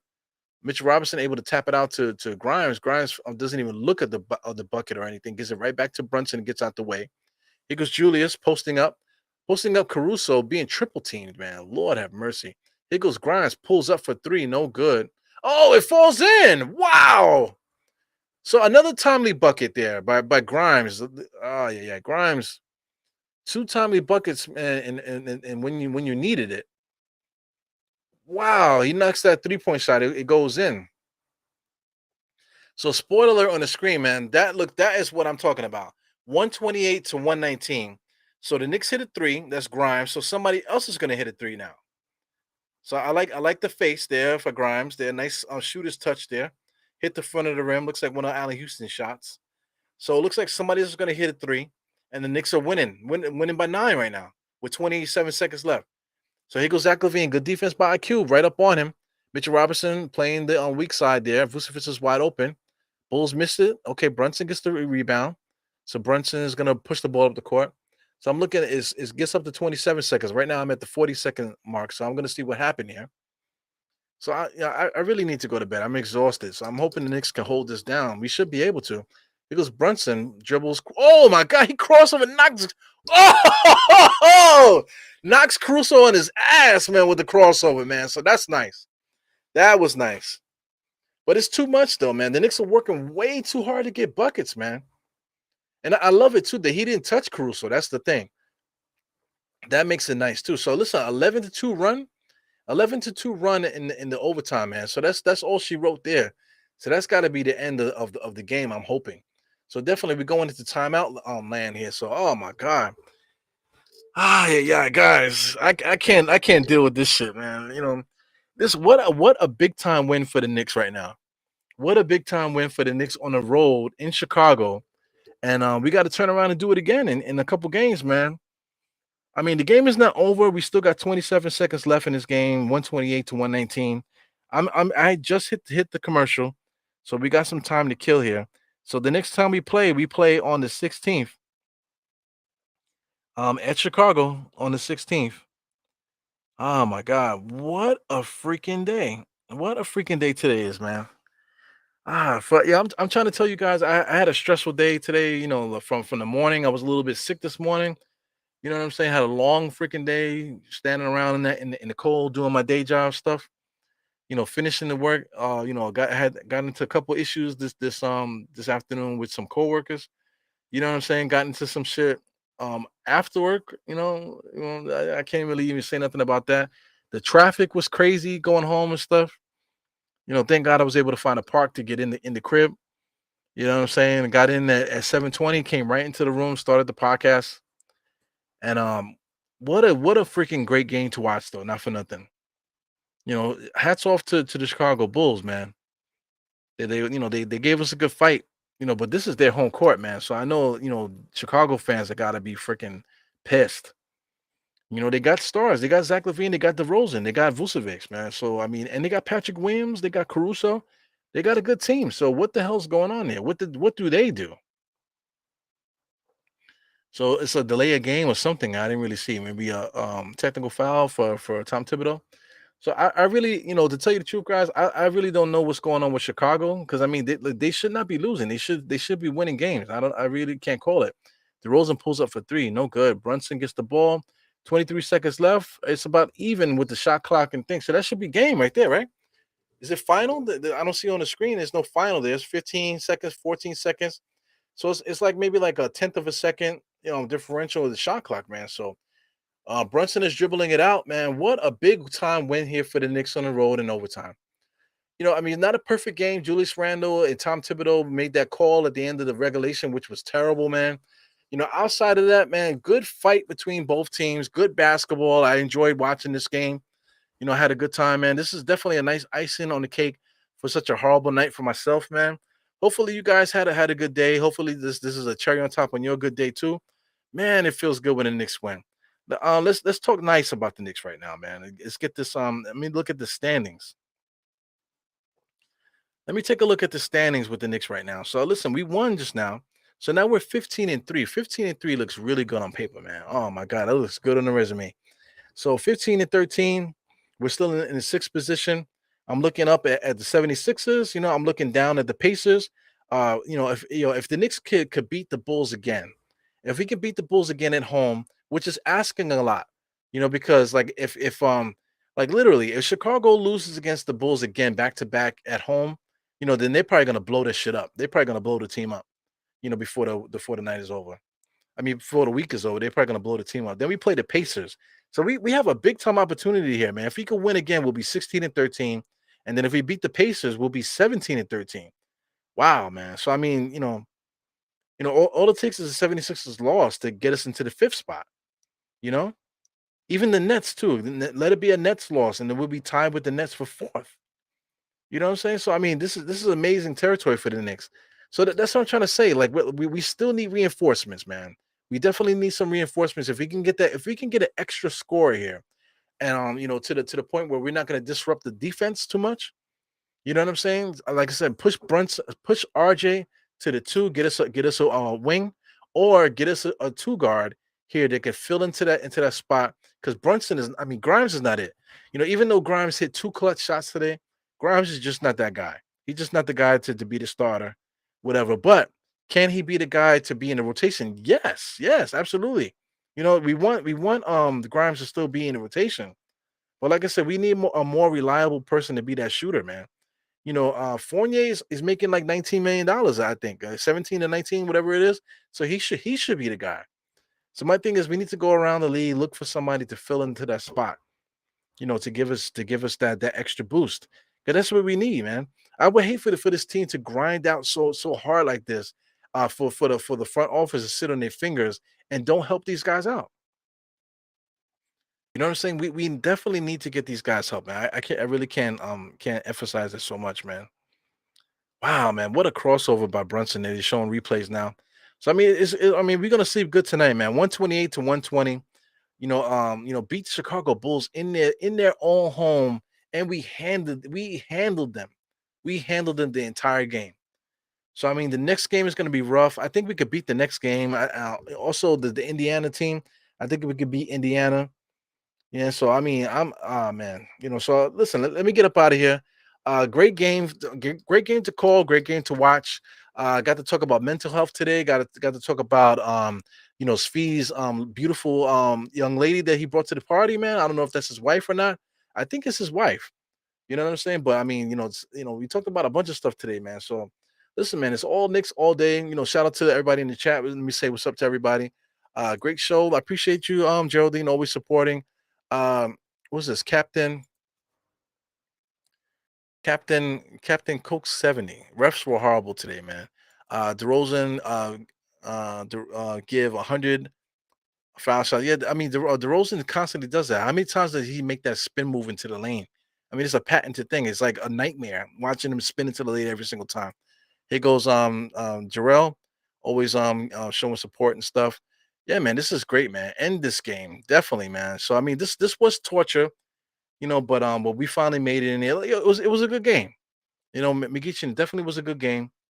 And listen, like I said, we can go to bed and tonight and have a good dream. You know what I'm saying? Listen, I love the Knicks. I want them to win. I love being the sixth seed. I would love to stay there. Like I said, are we contenders or pretenders, man? Listen, front office, they have to make a move without disrupting the chemistry, without disrupting the momentum of the team. Make a trade, give these guys a little bit of extra firepower to help them out, and then let's attack the season, man, and then see what we can do in the playoffs. Because you got to play the games. You got to play the games.